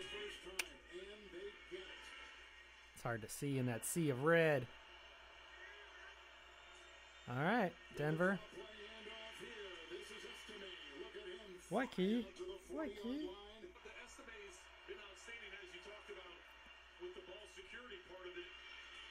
Little Jordan Humphrey gets the ball, drives down the near side. Not bad. Breaking tackles and taking it down near the 40. And the Broncos bottom 6 in third downs. But here's a 3rd and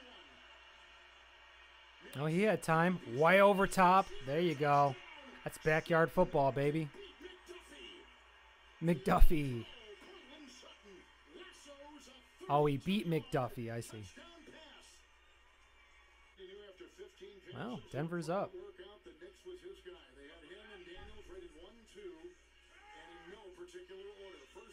Wow. They can do whatever they want, man. When you got that much time, that's a lot of field ahead of those the quarterback.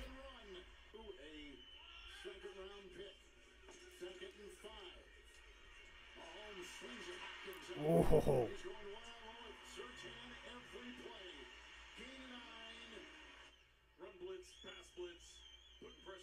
Well, how many people are they blitzing? 5? Oh, he got it out before they broke down. Ooh.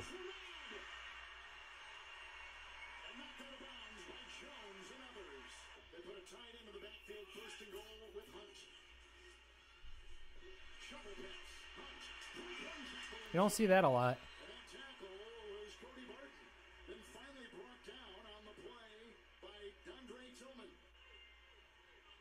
Ooh, 5 wide on the goal line. What's he going to do? He's got nobody. He throws it across the field? That's dangerous, man. You're lucky that didn't get picked.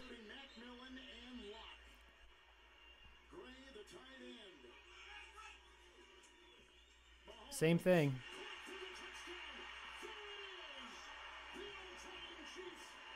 They just picked a bunch of spots. Yeah. Nice, quick decision. Travis Kelce.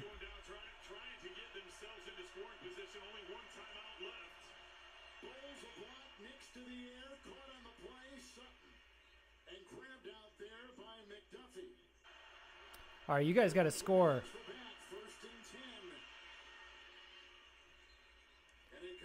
How long has Bo Nix been playing? I think the most important thing here would be to try and get that first down. 3rd down 1. Good time for Nix. Now they come up the middle. And now he throws on the fly. Caught by Vele. 2nd down 15. Williams out of the backfield and Nix will go longer downfield. And it is incomplete. And he will be short. And it's returned by Hardman. Zeros on the clock.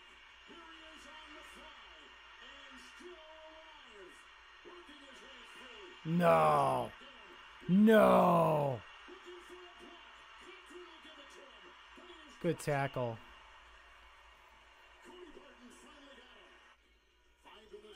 I like watching that in college. I don't want to see that shit in the pros. Oh, yeah, he had no chance. Man, Denver's got a bit of a defense on him. So I guess a good defense could be what does it for KC. I thought he was going to get laid out. And help out with that passer. Rewind the back. 3rd and 13. They chip Benito. Got him. Got away from one tackler. That's why he gets paid the big bucks. That one play right there, man. Not many human beings can do that. I love that he's kind of a dork. When athletes are dorks, I'm all about that. I'm a bro nerd myself. Well, he's fading it up. You don't see those get thrown as much. I used to do that a lot. Man, Denver, you guys got to put some points up because KC is going to be able to do it. I don't know the outcome of the game, but I'm guessing Kansas City wins this. The Broncos need to sustain a drive here, give their defense a rest. 2nd down 7. That's caught. 44-yard line. Kroll, 2nd catch today. Is Andy Reid still the coach of Kansas City? He might be a Hall of Fame coach for sure. Oh, what are you going to do? Why, bro? Damn. I guess he wanted to do something on 3rd down. Actually, I'm kind of interested to see what happened on that blitz. Did he not see the blitz coming, or did he underestimate? Did he think he was going to get picked up? Let's take a look. Okay, so he's got 1, 2, 3, 4, 5. So you got 5 guys who are showing blitz. You got 4 down linemen, which is standard, right? And then you got 1, 2, 3, 4, 5, 6, possibly 7 blockers and 3 receivers. And then you got this kind of jumbled linebacker. So you don't know exactly what's going on. Maybe, I'm not an NFL quarterback, so I can't read it as well. But I would say there's probably 5 against your 5. So it looks even unless these linebackers come. So you got these trips left. Let's see what happens. Oh, and then right before you snap it, these 2 show blitz. So now they're going to overwhelm. There's 2 guys coming free. Maybe you call a timeout. All right, so they've overwhelmed the line. Your receivers break. So you got this guy's not open on the top left. Nobody's open yet, but I'm assuming maybe in the flats. But if this corner drops down, it's a pick. He's actually looking over here. You guys can't see my mouse. He's looking over to the other side, so he's not even looking at his trips receivers. And actually, none of them have broken open. He decides to flip the other way. So they show blitz, and he's got, and he turns around. Now he's turning his back to everything, which is basically one of the worst things you can really do because you can't see what's going on downfield. But in the position where he's looking downfield, he's already tackled. So I get it. He's bailing out, and he basically falls. Yeah. So he might have been better off using a timeout. But, Monday morning quarterback, That's all I'm doing. I'm an armchair quarterback. Or if you see the blitz, maybe do a check down. Have someone to throw the ball to bail to. Didn't seem like he had anybody. Maybe he just really liked the play and he just wanted to go for it. It's 3rd down. There was a holding on that play.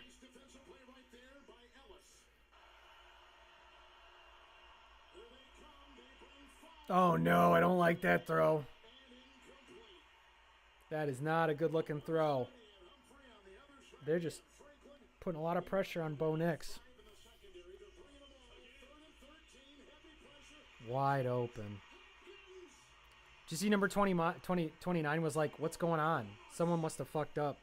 Right now, nobody's covering Kelsey in the slot. The safety is from depth. Oh, you called it. You say, well, if it's no one's going to cover him, I'll give it to him. They're going to do the same thing they did before. They like Kansas City on the goal line likes to kind of get into these bunch formations and then pick a bunch of spots in the end zone to throw to.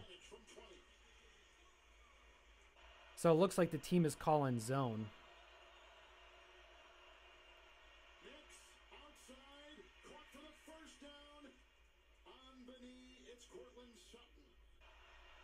Well, field goal wins it if they're the last ones with the ball.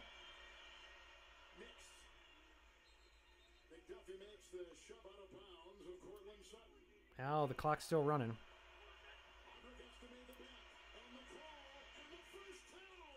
First down. I would drain the whole damn clock and then kick a field goal. Old school football.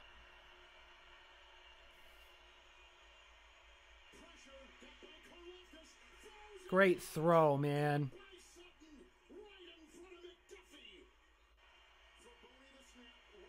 This is the game. They blocked the field goal. Wow. They blocked a field goal. Man, that's tough, man. Wow.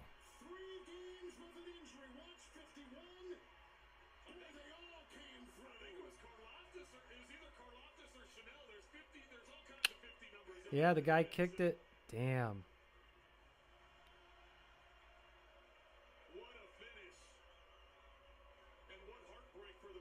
I know. Well, Kansas City to me looks very beatable. 9-0. All right. All right. That was exciting. Oh, it's hard to know. Meow, meow, meow, meow, meow, meow. Yeah, I don't know. Let's put some music on. Music makes me lose control.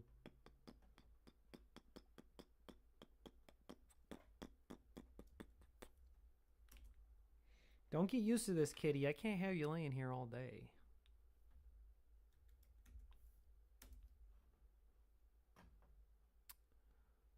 Ooh, ooh, ooh, ooh, ooh, ooh, ooh. Listen to some Mozart.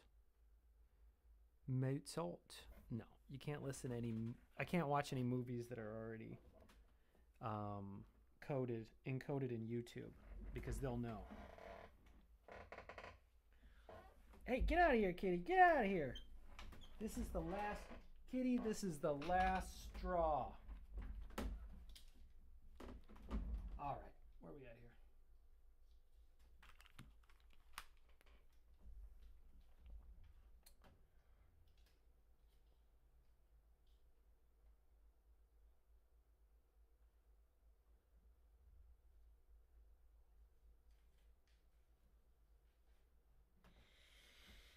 Okay.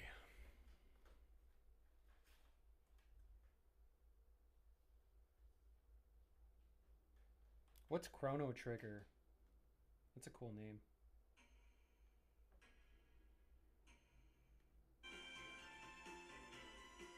Is that a game? Sounds like a game.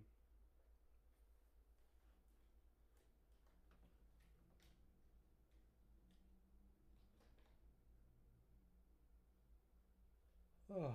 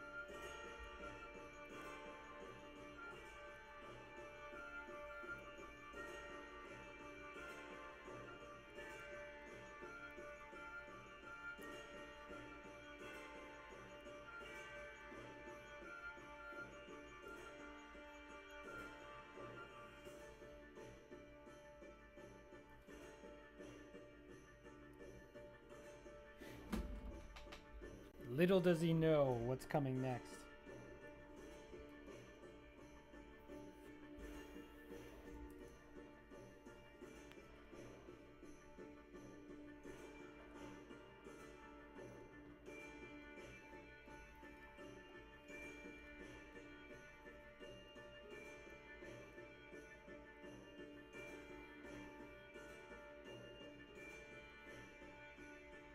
This isn't too bad. It's gonna need a little bit of work.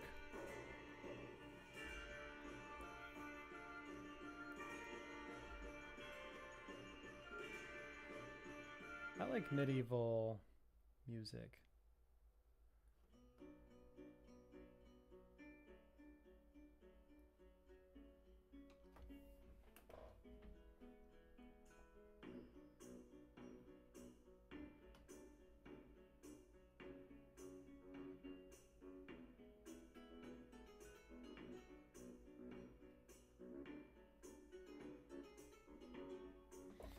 Okay, well, that's about 4 hours. Not too bad. I'll be back. I gotta do admin stuff, and then I gotta work out. So, thank you for hanging out. There's more than plenty of work to be done. These are gonna be very long streams. Well, a lot of work. Most of them should be streamed. But yeah, wasn't too bad. I just kind of got up, started streaming. That's the way to do it, I think. So, I don't want to save the webpage.